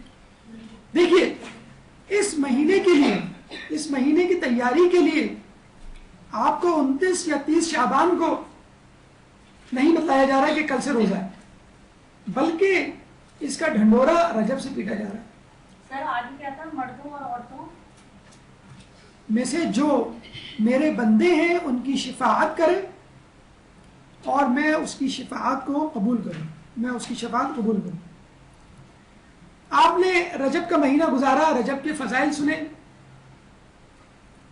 اور پھر 27 شب آئی، 27ویں رجب آئی، آپ نے اس رات کو عبادت کی، اگلے دن اہم ترین جو 4 روزے ہیں اس میں سے ایک روزہ تھا وہ رکھا، خود بخود ذہن میں ایک چمک پیدا ہوئی، ایک بات آئی کہ ارے ہم تو روزے ماہ رمضان میں رکھتے ہیں، ارے اس طرح کی شب بیداری تو ہم رمضان میں بھی کرتے ہیں، یعنی لیلۃ القدر۔ تو دیکھیے اللہ تعالیٰ غیر محسوس، غیر ارادی طور پر، لاشعوری طور پہ آپ کو رمضان کی طرف دھکیل رہا، رمضان کی طرف ذہنی اور جسمانی تیاری کروا رہا۔ پھر شعبان آتا ہے، شعبان میں بھی تمام مہینے روزے رکھنا، مہینوں کے ایام کے روزے رکھنا مستحب۔ پھر ولادتیں، 15 شعبان جسے کہتے ہیں، شب برات، اس میں جاگنے کے لیے کہا گیا، لیلۃ الرغائب کہا گیا، مقدر تقدیر لکھنے کے لیے رات کہا گیا، شب بیداری کی، اگلے دن آپ نے روزہ رکھا، پھر آپ کو یاد آیا ارے اس طرح کا روزہ تو میں ماہ رمضان میں بھی رکھتا ہوں، اس طرح کی شب بیداری تو میں رمضان میں بھی کرتا ہوں۔ چنانچہ آپ نے ذہنی طور پہ اپنے آپ کو تیار کرنا شروع کر دیا۔ پھر روایتوں میں یہ بھی آیا ہے کہ رسول اللہ آخری شعبان کی آخری دنوں میں روزے رکھتے تھے اور اس کو رمضان سے ملا دیا کرتے تھے۔ پھر دوبارہ آپ کو کہا جا رہا ہے، باقاعدہ اب تو ڈاکٹرز ایڈوائز کرتے ہیں جو لوگ بیمار ہیں کہ وہ رمضان سے پہلے روزے رکھنے شروع کر دیں تاکہ ان کی گلوکوز، ان کا بلڈ پریشر اور دیگر چیزوں کو چیک کیا جا سکے اور ان خود بھی اندازہ ہو سکے۔ یعنی کہ آپ نے آنکھ بند کرتے ہوئے ماہ رمضان شروع ہونے سے پہلے ہی کہہ دیا بھی ہم تو روزہ نہیں رکھ سکتے۔ اس وقت ورلڈ کپ ہو رہا ہے، آج کی نیوز میں آپ کو بتلا رہا ہوں، ورلڈ کپ میں بہت ساری ٹیموں میں بہت سارے پلیئرز ہیں جو مسلمان ہیں، اور یہ سوال اٹھایا جا رہا ہے کہ کیا یہ مسلمان روزہ رکھ رہے ہیں، اور یہ سوال بھی اٹھایا جا رہا ہے کہ ان کو روزہ رکھنا چاہیے کہ نہیں۔ تو بہت سارے لوگوں نے، اسلام دشمنوں نے یہ کہنا شروع کر دیا کہ ان پلیئروں کو مجبور کیا جائے کہ روزہ نہ رکھیں جو رکھ لیں۔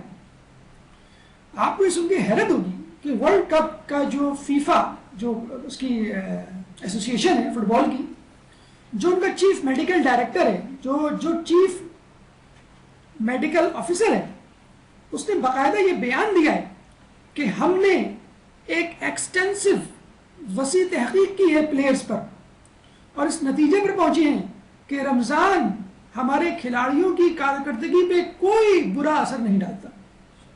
اب آپ دیکھ لیں، فٹ بال کا کھلاڑی روزے کی حالت میں کھیل رہا ہے اور وہ کہہ رہا ہے مجھے کچھ نہیں محسوس ہو رہا، میری ایفیشنسی میں کوئی کمی نہیں ہوئی، اور اس کی تصدیق ایک غیر مسلم ڈاکٹر دے رہا ہے۔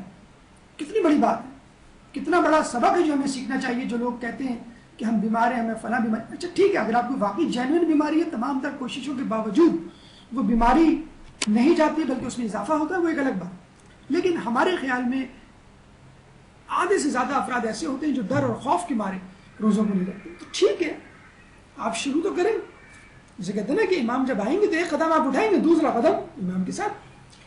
آپ نے دیکھا ہوگا بعض اوقات آپ کی سحری نہیں ہوتی، چائے نہیں پی رہی ہوتی، اور 8 بجے آنکھ کھلتی ہے، ٹینشن، دھڑکتے دلوں کے ساتھ کہ پتنی آج کا روزہ ہوگا کہ نہیں ہوگا۔ 10 مرتبہ خیال آتا ہے روزہ توڑ دوں، روزہ چھوڑ دوں، روزہ توڑ دوں، روزہ چھوڑ دوں۔ مستحب روزہ جب رکھتے ہیں کتنا خیال آتا ہے، حالانکہ چائے بھی خوب پی ہوئی ہوتی ہے اور کھانا بھی ڈٹ کے، پلاؤ جو نیاز ملی ہوتی ہے شب برات اور 27 رجب کو، اس پلاؤ کے ساتھ آپ نے سحری کی بھی ہوتی ہے، خوب چائے ڈٹ کے، لیکن اس کے باوجود صبح جو ہے دن میں 12 بجے 11 بجے ٹینشن کہ دوپہر کو ہم چائے پیتے تھے 11 بجے وہ نہیں ملی، یا سگریٹ کی عادت تھی وہ ملا، کتنی، اور دیکھیں آپ گھنٹے گزرتے پتہ ہی نہیں چلتا کہ کہاں روزہ کیا اور کیسے۔ دیکھیں یہ اللہ تعالیٰ جو، اگر جب تک آپ کھانے پہ توکل کریں گے، کھانا مجھے زندگی دیتا ہے، کھانا مجھے بقا دیتا ہے، تب تک تو روزہ پورا نہیں ہوگا۔ اگر آپ نے یہ سوچ لیا کہ کھانا نہیں کھاؤں گا تو کمزور پڑ جاؤں گا اور کھانا کھاؤں گا تو طاقتور رہوں گا، تو جسے کہتے ہیں کہ وہ آپ کا روزہ جسے کہتے ہیں کہ پورا نہیں ہونے والا۔ لیکن جیسے موسیٰ علیہ السلام کے بارے میں ہے کہ ان کے جسے کہتے ہیں کہ درد ہوا سر میں تو اللہ نے کہا فلاں جڑی بوٹی کھا لو، میں جب وہ جڑی بوٹی کھائی تو سر میں درد ٹھیک ہو گیا۔ دوسری مرتبہ جب درد ہوا تو خدا سے دعا کیے بغیر وہ جڑی بوٹی کھانے چل دی ہے، جڑی بوٹی کھائی، سر کا درد ٹھیک نہیں ہوا، کہنا یہ اللہ یا خدا یہ تو وہی جڑی بوٹی ہے۔ تو اللہ نے کہا کہ ہاں پہلے تم نے ہم پہ توکل کرتے ہوئے جڑی بوٹی کھائی تھی، تو روزہ رکھیں اللہ پہ توکل کرتے ہوئے۔ تو رجب کے مہینے سے کوشش شروع کر دیں، ابھی بھی 1 یا 2 روزے باقی ہیں، چاہیں تو پریکٹس کے طور پہ رکھ لیں. رجب مولا علی کا مہینہ ہے، شعبان رسول اللہ کا مہینہ ہے، اور رمضان اللہ کا مہینہ ہے. خود مولا علی اس کے راوی ہیں اور یہ بات انہوں نے ہی ہمیں بتائی. رمضان اللہ کا مہینہ اور یہ مہینہ فقیروں کی بہار ہے. دیکھیں فقیر اکثر یہ گلا کرتے ہوئے نظر آتے ہیں کہ اللہ نے ہمیں کیا دیا. امیروں کو دیا، انہوں نے حج کیا. امیروں کو دیا، انہوں نے صدقہ و خیرات دی. امیروں کو دیا، انہوں نے مدرسے اور مسجدوں کا اہتمام کیا. ہمیں کیا دیا؟ ہمیں کیا مل گیا؟ تو غریبوں کے لیے کہا گیا کہ جمعہ تمہارے لیے حج اصغر ہے، اور غریبوں کو کہا گیا کہ ماہ رمضان تمہارے لیے بہار ہے. جتنا لوٹ سکتے ہو. دیکھیں ایک امیر کو زیادہ فکر ہوتی ہے، زیادہ کھانے والوں کو زیادہ فکر ہوتی ہے میں روزے کیسے رکھوں گا. غریب تو ماشاءاللہ ویسے ہی 2 وقت کی روٹی کھا رہا ہے، اس کے لیے روزے رکھنا کیا مشکل ہوگا. اور جو کوئی سنتی نماز ادا کرے گا، ایک اور روزے کی جہد یا روزے کا خزانہ ماہ رمضان کا، اور جو کوئی سنتی نماز ادا کرے گا خدا اسے جہنم سے آزادی کا پروانہ عنایت کر دے گا. اور جو کوئی فریضہ ادا کرے گا اسے عام حالات سے 70 گنا زیادہ اجر دیا جائے گا. دیکھا آپ نے کہ اگر آپ سنت یا نفل ادا کرتے ہیں تو آپ کو جہنم سے آزادی کا پروانہ دے دیا جاتا ہے. کتنی بڑی جسے کہتے ہیں بات ہے، کتنا بڑا اجر ہے فقط سنت نماز ادا کرنے کا. کوشش کریں اس مہینے میں فرائض تو آپ ادا کریں گے، نوافل پڑھنے کا اہتمام کریں، جتنی نوافل پڑھ سکتے ہیں. کوشش کریں کہ اور دنوں میں آپ نماز شب 1 رکعت 2 رکعت 3 رکعت پڑھتے ہیں، کوشش کریں کہ 11 رکعت پڑھیں. کوشش کریں اس مہینے میں جو اذکار اور دعائیں منقول ہیں، دعائے افتتاح ہے، دعائے کمیل، دعائے ندوہ، دعائے عہد، جتنی دعائیں خصوصی طور پہ ترجمے کے ساتھ پڑھ سکتے ہیں ان دعاؤں کو اس زمن میں پڑھیے. انشاءاللہ اگلے دروس میں ہم کوشش کریں گے کہ آداب رمضان کے حوالے سے، آداب افطار، آداب سحر اور آداب روزہ کے حوالے سے جو دعائیں منقول ہیں اور اذکار منقول ہیں روایتوں میں، وہ انشاءاللہ آپ کے گوشی گزار کی جائیں تاکہ اس سے آپ کم حق فائدہ حاصل کر سکیں. تو جو کوئی فرض انجام دے گا اس کو 70 گنا زیادہ اجر دیا جائے گا. اسی طرح افطار کرنے سے پہلے کا صدقہ بہت اہمیت رکھتا ہے. خدا فرماتا ہے، حدیث میں ہے کہ جو شخص افطار کرنے سے پہلے ایک ٹکڑا روٹی کا کسی مسکین کو صدقہ دے گا، خداوند عالم اس کے گناہوں کو معاف کر دے گا اور اس کے حق میں اولاد اسماعیل میں سے ایک غلام کے آزاد کرنے کا ثواب لکھے گا. دیکھیں غلام اب تو نہیں ہوا کرتے، لیکن پہلے زمانے میں جب ہوا کرتے تھے تو یقیناً بہت قیمتی ہوا کرتے تھے اور امیر کبیر شخص ہی غلام کو افورڈ کر سکتے تھے. فقط روٹی کا ایک ٹکڑا غلام کی قیمت. غلام آزاد کرنا، خود غلام کو چھڑانے کا اسلام میں بہت ثواب ہے. فقط ایک چھوٹا سا صدقہ دے کر آپ ایک غلام کو آزاد کرنے کا صدقہ، ایک غلام کو آزاد کرنے کا اجر اپنے حصے میں لکھوا سکتے ہیں. اچھا، اس کی ایک عملی طور پہ مثال، ایک واقعہ ہمیں ملتا ہے کہ جناب عبداللہ بن جعفر طیار، بی بی زینب سلام اللہ علیہ کے شوہر نامدار، اللہم صلی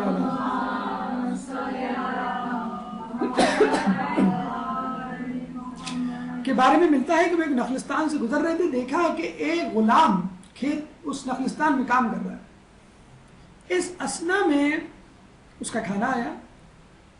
اس نے ابھی لقمہ منہ میں رکھا ہی تھا کہ ایک کتا اس کے سامنے آ کے بیٹھ گیا، دم ہلانے لگا، زبان باہر نکال کے رال ٹپکانے لگا کہ گویا بہت بھوکا ہے. غلام نے فوراً ایک روٹی کا نوالا لیا اور اس کتے کے آگے ڈال دیا. کتے نے فوراً جھپٹا مار کے اس نوالے کو نگل لیا اور فوراً دوبارہ غلام کے سامنے بیٹھ کر زبان نکالنے لگا کہ اور بھوکا ہے. غلام نے دوسرا نوالا دیا، اس نے دوسرا نوالا بھی ہڑپ کر لیا، پھر آ کے بیٹھ گیا. اس طرح نوالا دیتے دیتے غلام نے پورا کھانا اس کتے کو دے دیا اور فقط 1 یا 2 نوالے جو شروع میں اس کے منہ میں گئے تھے اس پہ اکتفا کر لیا. عبداللہ بن جعفر طیار نے دیکھا تو کہا کہ مجھ سے بھی زیادہ سخی، اچھا یہ خود سخاوت میں بڑے مشہور تھے عبداللہ بن جعفر طیار نے کہا مجھ سے بھی زیادہ سخی لوگ دنیا میں موجود ہیں. اس غلام کے پاس گئے اور کہنے لگے کہ تم نے اس کتے کو اپنی ذات پر کیوں ترجیح دی؟ غلام نے کہا مجھے شرم آتی ہے کہ میں تو پیٹ بھر کے کھاؤں اور ایک کتا بھوکا رہ جائے، ایک جانور۔ جعفر طیار، عبداللہ بن جعفر طیار اس نخلستان کے مالک کے پاس جاتے ہیں اور کہتے ہیں کہ مجھے یہ نخلستان اس غلام سمیت تم سے خرید دیں۔ نخلستان کا مالک، غلام کا مالک اس نخلستان کو غلام سمیت بیچ دیتا ہے۔ عبداللہ بن جعفر طیار اس نخلستان کو اس غلام کے حوالے کرتے ہیں اور کہتے ہیں کہ آج سے میں نے تم کو آزاد کیا، تم بھی آزاد، نخلستان بھی تمہارا۔ تو غلام کا صدقہ، وہ بھی روزے دار نہیں تھا، اسی غلام کو آزاد کرنے کا سبب بنا۔ تو ہم جو روزہ رکھ کے صدقہ دیں گے تو وہ کیوں نہ غلام کو آزاد کرنے کا سبب بن سکتا ہے۔ صاحب بن عباد، یہ ہمارے بہت بڑے عالم اور بزرگ گزرے ہیں، اور ان کے بارے میں کہا جاتا ہے کہ یہ بادشاہ کے وزیر بھی تھے، اور موید دولہ ویلمی کے زمانے سے تھے، اور فخر الدولہ نامی بادشاہ کے زمانے تک رہے، وزیر رہے، اور اتنے مشہور تھے اپنے علم اور تقوی کے اعتبار سے کہ ان کو کافل کفایا کہا جاتا تھا، کافی الکفا۔ شیخ صدوق نے اپنی کتاب عیون الاخبار اور حسین بن محمد قمی نے اپنی کتاب تاریخ قمی انہی کے لیے لکھی۔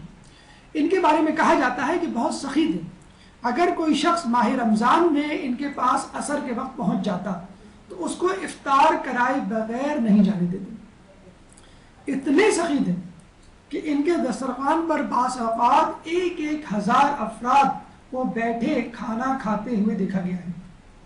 اتنے سخی تھے کہ جتنا صدقہ 11 مہینوں میں دیا کرتے تھے اتنا کل صدقہ فقط ماہ رمضان میں دے دیا کرتے تھے۔ یہ صدقے کی عادت ان کو کہاں سے پڑی؟ ان کی ماں نے ڈلوائی کہ جب یہ مدرسے قرآن پڑھنے جاتے تو ان کی ماں 1 درہم اور 1 دینار ان کے ہاتھ میں رکھتی اور یہ کہتی رستے میں جو پہلا فقیر ملے اس کو نہیں دے دینا۔ یہ عادت ایسی پڑی کہ جب بادشاہ کے وزیر بنے تو اپنے ملازم کو تاکید سے کہہ دیا تھا کہ جب بھی میں سوؤں تو میرے تکیے کے نیچے 1 درہم اور 1 دینار رکھ دیا کرنا، اور جب میں مسجد جاؤں گا فجر کی نماز پڑھنے تو 1 درہم و دینار صدقے میں دے دیا کروں گا۔ ملازم تاکید سے یاد دہانی کے ساتھ ہر روز رات کو ان کے سونے سے پہلے تکیے کے نیچے 1 درہم و دینار رکھ دیا کرتا تھا، اور وہ صبح اٹھتے درہم و دینار ہاتھ میں لیتے اور فجر کی نماز جب پڑھنے جاتے تو رستے میں جو پہلا فقیر ملتا اس کو دے دیا کرتے تھے۔ ایک دفعہ فجر کی نماز میں اٹھے، تکیہ اٹھایا تو پتہ چلا کہ درہم و دینار غائب۔ اچھا ہم ہوتے تو فوراً ملازم کو بلا کر اس کو ڈانٹ پلاتے اس کو۔ آپ نے فوراً یہ سوچ لیا بس آج میری زندگی کا آخر ہے، کیونکہ اللہ تعالیٰ نے مجھے صدقہ دینے کی نعمت سے، نیکی سے محروم کر دیا۔ فوراً ملازم کو بلایا تو ملازم نے کہا کہ نہیں ایسی بات نہیں ہے، میں بھول گیا تھا۔ انہوں نے کہا نہیں، مجھے لگتا ہے میرا آخری وقت آ گیا۔ کمرے کی تمام چیزوں کو جمع کرو۔ جب جمع کی گئی چیزیں تو قیمتی قالین، دیبا کی رضائی، اطلس کا بستر، اس زمانے میں بڑی قیمتی چیزیں ہوا کرتی تھیں، یہ چیزیں شامل تھی، اور کہا کہ جاؤ اب رستے میں جو فقیر پہلے ملے اس کو لے آؤ اور اس کو کہو کہ تمام چیزیں تمہاری۔ ملازم باہر نکلا تو دیکھا ایک نابینا شخص اپنی بیوی کے کندھے پہ ہاتھ رکھ کر مسجد کی طرف جا رہا ہے۔ ملازم فوراً اس کے پاس گیا اور کہنے لگا کہ تمہارے لیے ہمارے وزیر نے یہ چیزیں رکھی۔ فقیر نے جب یہ بات سنی تو وہ بے ہوش ہو کر گر پڑا۔ ملازم اس کو اٹھا کر لایا صاحب بن عباد کے پاس، تو صاحب بن عباد نے کہا کہ تم بے ہوش کیوں ہو گئے؟ تو فقیر نے اپنا ماجرا سنایا کہ میں ایک بہت متمول تاجر تھا، کسی سبب میرے کاروبار میں خسارہ ہوا اور میں فقر کی حالت میں پہنچ گیا۔ اب میری ایک بیٹی ہے جس کا رشتہ طے ہو چکا ہے اور میرے پاس اس کو جہیز میں دینے کے لیے کچھ نہیں۔ آج میری بیوی یہ کہہ رہی تھی کہ میری خواہش تھی کہ جب میں اپنی بیٹی کی شادی کروں گی تو ریشمی جوڑے اور اطلس کا بستر دوں گی، جہیز میں۔ تو یہ جب سنا تو صاحب بن عباد بہت متعجب ہوئے اور کہا کہ تمہاری بیٹی کا جہیز سمیت تمام خرچہ میرے ذمہ، اور جس لڑکے سے اس کی شادی طے ہوئی اس کو بھی بلا لاؤ۔ اس کے ہاتھ میں ایک بڑی خطیر رقم دی اور کہا اس سے کاروبار کرو۔ آپ نے دیکھا ایک صدقے کی بدولت اللہ تعالیٰ نے صاحب بن عباد کو کیا مرتبہ کیا مقام دیا. یہ ان کا مقبرہ ہے جو اصفہان میں موجود ہے. لوگ اس کی زیارت کو آتے ہیں اور ان کی علمیت کے بہت جسے کہتے ہیں کہ چرچے مشہور ہیں. اچھا کچھ لوگ نعوذ باللہ اس بات پہ بڑا اتراتے ہیں کہ صدقہ کون سی ایسی بڑی بات ہے ہم دے سکتے ہیں, جب پوچھا جائے کیوں نہیں دیتے کہیں گے بس وہ بھول جاتے ہیں. نعمت اللہ جزائری اپنی کتاب ابلیس نامہ میں لکھتے ہیں کہ ایک واعظ مسجد کے ممبر سے یہ درس دے رہا تھا کہ جب انسان صدقہ دینے جاتا ہے تو 70 شیطان اس کو لپٹ جاتے ہیں اور اس کو روکتے ہیں کہ صدقہ نہ دو. ابھی وہ یہ کہہ ہی رہا تھا کہ ایک شخص کھڑا ہو گیا, کہنے لگا بڑی عجیب سی بات ہے, میرے لیے تو کوئی مشکل کام نہیں, میں جب چاہوں صدقہ دے سکتا ہوں. ابھی میں جاتا ہوں, میرے گھر میں گندم کی بوریاں ہیں, ابھی میں صدقے میں دے دیتا ہوں. میں دیکھتا ہوں 70 شیطان کیسے لپٹتے ہیں مجھ کو. لیکن یہ اوور کانفیڈنس, یہ تکبر بعض اوقات انسان کو مروا ڈالتا ہے.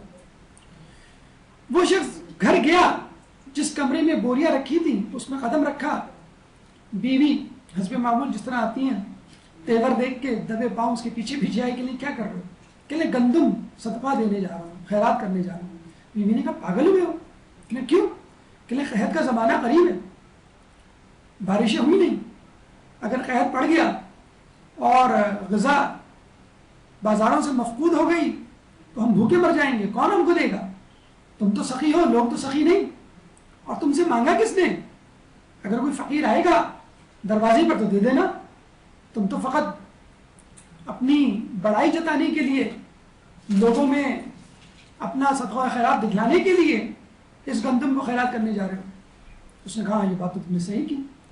جب وہ مسجد میں دوبارہ آیا تو لوگوں نے ہنستے ہوئے اس سے کہا کیا ہوا, 70 شیطان تم سے لپٹ گئے. کہنے لگا 70 شیطان تو نہیں, شیطان کی دادی مجھ سے لپٹ گئی. تو بعض اوقات انسان اوور کانفیڈنس بھی مارا جاتا ہے. تو چھوٹا صدقہ کریں, تھوڑا صدقہ کریں, لیکن مستقل کریں, اور خود بچوں سے صدقہ دینے کی عادت دلوائیں. اس ماہ رمضان کا ایک اور خزانہ جو خزانوں میں ایک خزانہ ہے, مثلا آپ کے لیے کہا, آپ کو کہا جائے یہ خزانہ, اس خزانے میں ایک ایسے موتی ہے جو اس خزانے کی قیمت کے برابر ہے, تو وہ موتی کتنا قیمتی ہو جائے گا. 23 رمضان نزول قرآن. حدیث ہے کہ ہر چیز کے لیے ایک بہار ہوا کرتی ہے, اور قرآن کی بہار ماہ رمضان. 23 رمضان کے بارے میں, شب کے بارے میں کہا جاتا ہے کہ بہت امکان ہے کہ شب قدر اس میں ہو, ورنہ 21 بھی اور دیگر 25 بھی اور دیگر راتیں بھی اس میں شامل ہیں. کچھ لوگ رمضان کی تمام راتوں کو اس میں شامل کرتے ہیں, اور کچھ لوگ تو سال کی تمام راتوں کو. تو خود قرآن پڑھنا اس مہینے میں کتنا آسان ہو جاتا ہے, اور اس کا اجر عام دنوں میں پڑھنے کے مقابلے میں کتنا ہے. حدیث میں ہے کہ جو قرآن کی ایک آیت کی تلاوت کرے گا ماہ رمضان میں, وہ اسے دوسرے مہینوں میں قرآن ختم کرنے کا ثواب دیا جائے گا. یعنی جس شخص کو رمضان ملے اور وہ اس ماہ رمضان میں ایک آیت کی تلاوت کرے, تو ایک قرآن مجید ختم کرنے کا ثواب, اور ایک قرآن ختم کر لیا انشاءاللہ تو 6666 مرتبہ قرآن ختم کرنے کا ثواب ملے گا. اور آپ کو یہ بھی معلوم ہونا چاہیے کہ فقط ایک حرف کے بدلے 10 نیکیاں ملتی ہیں. خود رسول کا کہنا ہے کہ میں یہ نہیں کہتا الف لام میم ایک حرف ہے, بلکہ الف ایک حرف ہے, لام ایک حرف ہے, میم ایک حرف ہے. تو آپ اندازہ لگا لیجئے کہ اس مہینے میں ماہ رمضان کی کوشش کیجیے, نہ صرف تلاوت کیجیے, اپنے مخارج اور تجوید کو درست کیجیے. مساجد میں قرآن پڑھنے کا اہتمام ہے, اس میں شرکت کیجیے, ورنہ کسی کے سامنے بیٹھ کر اپنے مخارج, بہترین موقع ہے شرمندگی سے بچنے کے لیے. عام دنوں میں انسان شرمندہ ہوتا ہے, اتنے بڑے ہو گئے, اب تک ہم سے ضوابط اور ہا نہیں نکلتا. تو اس رمضان میں کوشش کیجیے کہ کسی سے اپنے مخارج درست کروائیے. یہ نہ دیکھیے کہ آپ کے آس پاس کے لوگ آپ کے ساتھ شامل نہیں, وہ اس قرآن خوانی میں آپ کے ساتھ نہیں, آپ اکیلے بھی بیٹھے ہوں, تو کوشش کیجیے اس قرآن میں اپنا دل لگائے.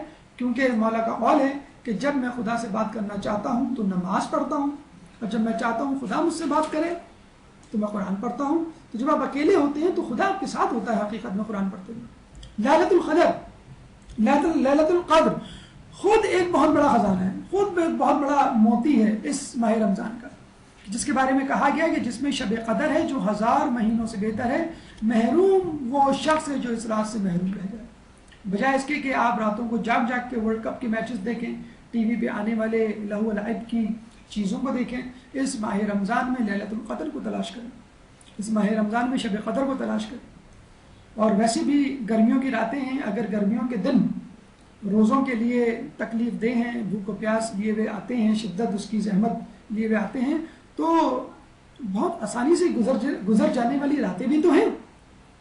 3-4 گھنٹے ہوتے نہیں ہیں، ہم محفل سے مسجد سے آتے ہیں، جسے کہتے ہیں قرآن خوانی سے یا درس سے۔ ماشاءاللہ اس مہینے میں تقریباً ہر مسجد میں درس وغیرہ قرآن خوانی ہوا کرتی ہے، ہم آتے نہیں ہیں، 2-4 گھنٹے گزرتے نہیں ہیں کہ سحری کا وقت آ جاتا ہے۔ تو کوشش کریں کہ جب آپ جاگے رہیں تو لیلۃ القدر کی نیت سے جاگ لیں۔ اگر گفتگو کریں تو کوئی علمی مباحثہ آپ کا موضوع ہو، کوئی درس سن لیجئے، کوئی کتاب پڑھ لیجئے، کوئی مثبت سرگرمی کو جاری رکھیے۔ ماہ رمضان کے بارے میں کہا گیا کہ یہ وہ مہینہ ہے جس میں تمہیں ضیافت الہی پر دعوت دی گئی ہے، اس میں تمہاری سانسیں تسبیح اور تمہاری نیندیں عبادت ہیں، اس میں تمہارا عمل مقبول ہے اور تمہاری دعائیں مستجاب۔ دیکھیں ایک بہت عجیب اس میں عہدہ، اسٹیٹس، ایک منصب، ایک منزلت آپ کو دی گئی ہے، اور وہ ہے خدا کی مہمان داری، یعنی خدا کا مہمان بننا۔ خدا میزبان ہے، آپ اس کے مہمان ہیں، اس کے ہاں ضیافت ہے، اور اس کی ضیافت میں، اس کی دعوت میں آپ مدعو ہیں، اور خدا کسی ایسے ویسے کو اپنا مہمان نہیں بناتا۔ اس کے بعد کہا گیا تمہاری سانسیں تسبیح ہیں، آپ کو کچھ نہیں کرنا، اگر آپ ذکر الہی نہ بھی کر رہے ہوں تو بھی صرف سانس لے رہے ہوں، سانس تو ظاہر بات ہے آدمی نہیں روک سکتا، اس کو جینا ہے اس سانس کے ساتھ، یعنی کچھ بھی نہ کرنا، فقط سانس لینا جو جینے کے لیے ضروری ہے، وہ آدمی کی تسبیح بن جاتی ہے۔ تمہارا عمل مقبول ہے، تمہاری دعائیں مستجاب۔ دیکھیں خدا کا مہمان کون ہوتا ہے اور خدا اس کی مہمان نوازی کیسے کرتا ہے۔ 2 دوست مسجد میں گئے، اس علاقے میں ان کا جاننے والا کوئی نہ تھا، دونوں نے کہا کہ ہم دعا کر کے سوتے ہیں کہ اللہ تعالیٰ کسی طرح ہمارے لیے کوئی بندوبست کر دے غذا کا اور رات کے قیام کا۔ دونوں نے دعا کی اور سو گئے۔ ایک نے دعا کی اللہ تعالیٰ کسی کو بھیج دے تاکہ وہ مجھے اپنا مہمان بنا لے اپنے گھر میں، تاکہ میں اس کے گھر میں سو سکوں اور اس کے گھر میں کھانا کھا سکوں، اس کا مہمان بن سکوں۔ اور اس شخص نے دعا کی اللہ تعالیٰ میں تیرا مہمان بننے آیا ہوں، تو مجھے آج اپنا مہمان بنا لے۔ جس نے دعا کی تھی کہ کوئی شخص آئے اور مجھے اپنا مہمان بنا لے، رات میں ایک شخص آیا، اس شخص کو اٹھا کے لے گیا اپنے گھر، میں چاہتا ہوں آپ کو اپنا مہمان بناؤں۔ دوسرے دن وہ شخص مسجد میں آیا اپنے پہلے دوست کے پاس اور کہا کہ کیا تم کو کسی نے مہمان نہیں بنایا؟ اس نے کہا میں اللہ کا مہمان تھا۔ پہلے والے دوست نے کہا وہ کیسے؟ کہنے لگے کہ جب میں دعا کر کے سویا تو ہاتف غیبی سے آواز آئی کہ خدا کے ہاں بھوک سے زیادہ بہتر ضیافت کوئی نہیں، یعنی خدا کو بھوک پسند ہے، اگر وہ کسی کو دعوت میں بلاتا ہے تو اس کو بھوکا رکھتا ہے، اور یہی اللہ تعالیٰ کی مہمانداری، یہی ضیافت ہے۔ اصل ضیافت انشاءاللہ جنت میں ہوگی، یا ویسے روزانہ افطار پہ تو ہوتی ہے۔ تو بھوکا شخص جو روزے دار ہوتا ہے وہ اللہ تعالیٰ کا مہمان ہوتا ہے۔ اب آئیے سانسوں کی طرف۔ میڈیکل سائنس یہ کہتی ہے کہ ہم ہر منٹ 18 مرتبہ سانس لیتے ہیں، اور 1 گھنٹے میں 60 منٹ ہوتے ہیں، ایک دن میں 24 گھنٹے، اور ایک مہینے میں 30 دن۔ 18 ضرب 60 ضرب 24 ضرب 30، 18 multiply by 60 multiply by 24 multiply by 30، ایک دن میں 7,77,600 نیکیوں کا اکاؤنٹ ٹاپ اپ ہو گیا، یعنی بڑھ گیا۔ ایک ماہ رمضان میں 1 مہینے روزہ رکھ کے آپ نے اگر کچھ نہ کیا ہو، دن بھر سوتے بھی رہے ہوں، وہ الگ بات، اصل خزانے سے محروم، لیکن سانس بھی جو لی ہے وہ آپ کو جسے کہتے ہیں کہ ثواب میں مل جائے گی۔ اگر آپ دن کو کام کریں تو اس کو آدھا کر سکتے ہیں، لیکن پھر وہی بات کہ نیند خود عبادت میں شمار ہو جائے گی. تو لاکھوں نیکیاں، 7 ساڑھے 7 یا 3.5 لاکھ نیکیاں آپ کے اکاؤنٹ میں بغیر کسی عبادت کے موجود. اچھا اگر آپ دیکھیں جو تسبیح ہم پڑھتے ہیں اس کا کیا ثواب ہے، تو آپ کو اندازہ ہو جائے گا کہ واقعی رمضان میں، ماہ رمضان میں جو ذکر الہی سانسوں کے لیے کہہ دیا گیا کہ تمہاری سانسیں تسبیح، واقعی وہ ایک بہت بڑا خزانہ ہے ہمارے لیے. ایک دفعہ کچھ فقیر رسول اللہ کے پاس آئے اور کہنے لگے کہ مدینے کے امراء ہم سے بازی لے گئے، کیونکہ وہ اپنے پیسوں سے جہاد کے لیے سامان فراہم کرتے ہیں، وہ اپنے پیسے سے صدقہ و خیرات دیتے ہیں، وہ اپنے پیسوں سے مسجدیں بنواتے ہیں، وہ اپنے پیسوں سے لوگوں کی مدد کرتے ہیں. ہمارے پاس کیا ہے جو ہم راہ خدا میں خرچ کر کے ثواب کمائیں؟ رسول نے کہا کہ تم 100 مرتبہ سبحان اللہ کہو، تمہیں 1 حج کا ثواب ملے گا. تم 100 مرتبہ الحمدللہ کہو، تمہیں 100 گھوڑے اسلحہ سمیت جہاد کے لیے فراہم کرنے کا ثواب ملے گا. تم 100 مرتبہ لا الہ الا اللہ کہو، قیامت میں بہترین افراد بھی شمار کیے جاؤ گے. 100 مرتبہ اللہ اکبر کہو، تمہیں 100 مرتبہ غلام آزاد کرنے کا ثواب دیا جائے گا. کچھ دنوں بعد وہ فقیر دوبارہ آئے، کہنے لگے آپ کی ترکیب پر تو امیروں نے بھی عمل کرنا شروع کر دیا. تو رسول اللہ نے فرمایا یہ اللہ تعالیٰ کا شرف ہے کہ جس کو جس طرح نواز دے. تو حج کرنا، گھوڑے فراہم کرنا، اسلحہ فراہم کرنا اور غلاموں کو آزاد کرنا یقیناً مشکل کام ہے، لیکن کیا زبان ہلانا بھی مشکل ہے؟ لا الہ الا اللہ ایسا کلمہ ہے جو منہ بند کیے ادا کیا جا سکتا ہے. اگر آپ کو خدشہ ہے کہ میں سبحان اللہ الحمدللہ اللہ اکبر کہوں گا یا کہوں گی تو لوگ کہیں گے کہ یہ ذکر الہی کر رہی ہیں اور ریاکاری آ جائے گی اس میں، تو منہ بند کیجئے، دونوں ہونٹوں کو ملائیے اور کہیے لا الہ الا اللہ. فقط زبان ہلے گی، ہونٹوں کو کھولنے کا موقع ہی نہیں ملے گا. کتنا آسان ہے جنت کو کمانا اگر روایتوں میں ایک یقین کی کیفیت ہم پیدا کر لیں، ان کو پڑھ کے، ان کو سمجھ کر. سب سے اہم احسان جو اللہ تعالیٰ اس میں کر رہا ہے ہمارے لیے وہ یہ شیطان کی بندش. بھئی لڑکی کی شادی نہیں ہو رہی، کیوں نہیں ہو رہی؟ کسی نے بندش کی ہوئی. ہمیں جو ہے وہ جاب نہیں مل رہی، کیوں نہیں مل رہی؟ بھئی کسی نے بندش کی ہوئی. ہمارا ہر کام جو ہے وہ الٹا ہو جاتا ہے، نقصان ہو جاتا ہے کاروبار میں، کیوں؟ کسی نے بندش کی ہوئی. مومن کو کہا جائے روزے کیوں نہیں رکھ رہے؟ بھئی وہ شیطان. روزے کیوں نہیں رکھ رہے اور نماز کیوں نہیں پڑھ رہے؟ وہ شیطان بہکا دیتا ہے.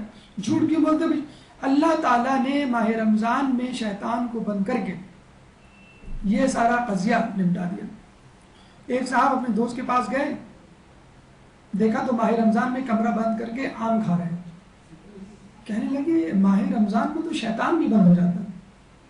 آم کھاتے کھاتے کہنے لگے کہ اسی کمرے میں تو بند ہے. تو بعض اوقات شیطان بند بھی ہوتا ہے لیکن پھر بھی لوگ گناہ کر رہے ہوتے ہیں. کیسے؟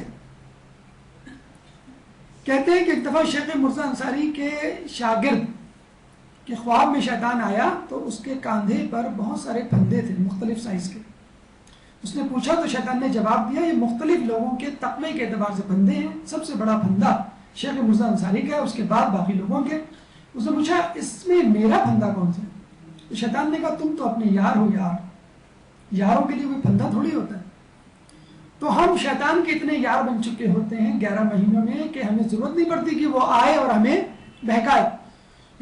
فرعون کتنا بڑا شیطان، خود ایک شیطان. کسی نے پتھر لا کے دیا اور کہا اس کو سونا بنا دو تب میں جانوں گا کہ تم خدا ہو. خدائی کا دعویٰ کیا تھا. رات کو بیٹھ کے رونے لگا، کہنے لگا کہ خدا کچھ انتظام کر دے، کیا کروں، اس پتھروں کو سونا کیسے بناؤں؟ اگر نہیں بناؤں گا تو لوگ مجھے خدا نہیں مانیں گے. دروازے پہ شیطان نے دستک دی. فرعون نے پوچھا کون؟ کہنے لگا بدبخت خدا بننے کا دعویٰ کرتا ہے، پتہ نہیں تجھے دروازے کے پیچھے کون؟ کھول، میں شیطان. اندر آتا ہے، ہاتھوں کو پتھر پہ رکھتا ہے، خدا کے اسما پڑھتا ہے اور وہ پتھر سونا بن جاتا ہے. وہ کہتا ہے یہ بتا تو پتھر کو سونا تو بنا نہیں سکتا اور خدائی کا دعویٰ تو نے کر دیا.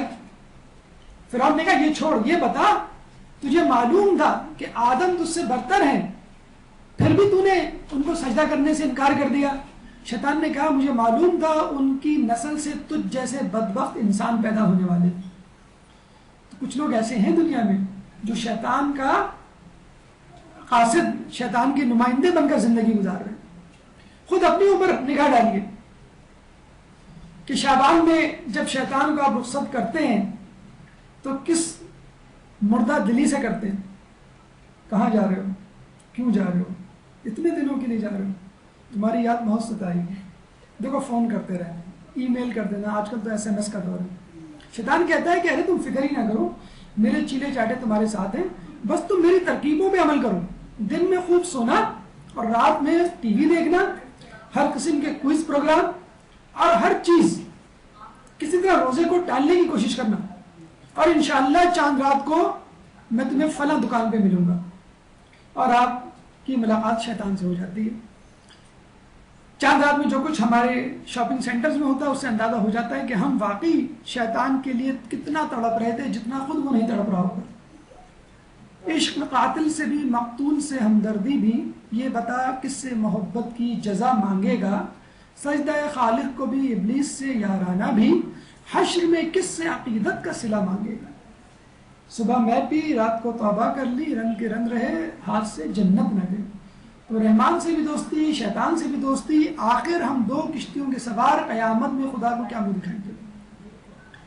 ماہ رمضان کا چاند جب نظر آتا ہے تو دوزخ کے دروازے بند ہو جاتے ہیں. اللہ تعالیٰ یہ بھی نہیں چاہتا کہ دوزخ کے دروازے کھلے اور صاحب معرفت دوزخ کے شعلوں کو دیکھیں.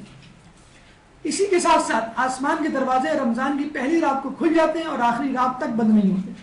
اللہ چاہتا ہے کہ صاحب معرفت جنت کو دیکھیں اور اس میں نعمتوں کو، جسے کہتے ہیں کہ نعمتوں کا دیدار کریں اور اس سے اپنی بھوک اور بڑھائیں. جنت کا ایک دروازہ ہے جس کا نام ہے ریان، یعنی سیراب کرنے والا. اس میں سے صرف روزہ دار ہی جنت میں داخل ہوں گے. اور کیوں؟ کہ روزہ دار اپنی دنیا کی بھوک پیاس کو یاد کرے گا، اور جب وہ اس دروازے سے داخل ہوگا تو اس کی بھوک پیاس مٹا دی جائے گی. جب قیامت ہوگی تو روزے داروں کو اسپیشل پروٹوکول دیا جائے گا. کیا دیا جائے گا؟ ایک منادی ندا دے گا، کہاں ہے اللہ کے مہمان؟ پس روزے داروں کو لایا جائے گا، انہیں بہترین سواریوں پر سوار کیا جائے گا، اور ان کے سروں پر تاج سجایا جائے گا، اور انہیں بہشت میں لے جایا جائے گا. خصوصی طور پر خصوصی سواریوں پر اور خصوصی تاج کے ساتھ ان کو جو ہے جنت میں داخل کیا جائے گا. اور ایک حدیث بڑی عجیب حدیث کہ ماہ رمضان اس میں روزہ دار اللہ کے مہمان اور اس کے کرم کے سزاوار ہیں. جس شخص پر ماہ رمضان وارد ہو اور وہ روزہ رکھے اور رات کے ایک حصے میں اللہ کی عبادت کرے، نماز پڑھے، اور جو کچھ اللہ نے اس پہ حرام کیا اس سے پرہیز کرے، بغیر حساب کے جنت میں داخل ہو. تو یہاں تک اللہ تعالیٰ آپ سے رعایت کرتا ہے کہ بغیر حساب کتاب کے آپ کو جنت میں. خدا فرماتا ہے کہ روزہ میرے لیے ہے اور میں خود اس کی جزا ہوں. اور جس چیز کی جزا خود اللہ بن جائے، آپ اندازہ لگا لیجئے اس چیز کا، اس نیکی کا کتنا بڑا اجر ہوگا. نماز سے پہلے منصوبہ بندی کیجئے. ڈھول بجانے والے، میوزک بجانے والے بھی اس دن لوگوں کو سحری کے لیے جگانے جا پڑتے ہیں. دکاندار اپنی پلاننگ کر رہے ہوتے ہیں، فقیر اپنی پلاننگ کر رہے ہوتے ہیں کہ کہاں کہاں افطار اور صدقہ ملے گا. تو ایک مومن اس منصوبہ بندی سے کیوں محروم رہ جاتا ہے؟ خود امام فرماتے ہیں کہ اے روزہ داروں اپنے امور میں تدبر کرو کہ اس مہینے میں اللہ کے مہمان ہو. دیکھو کہ تمہاری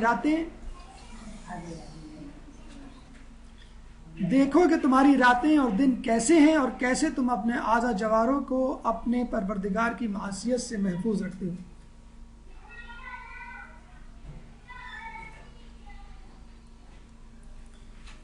یعنی آپ کو چاہیے کہ اگر آپ اس رمضان کے خزانے سے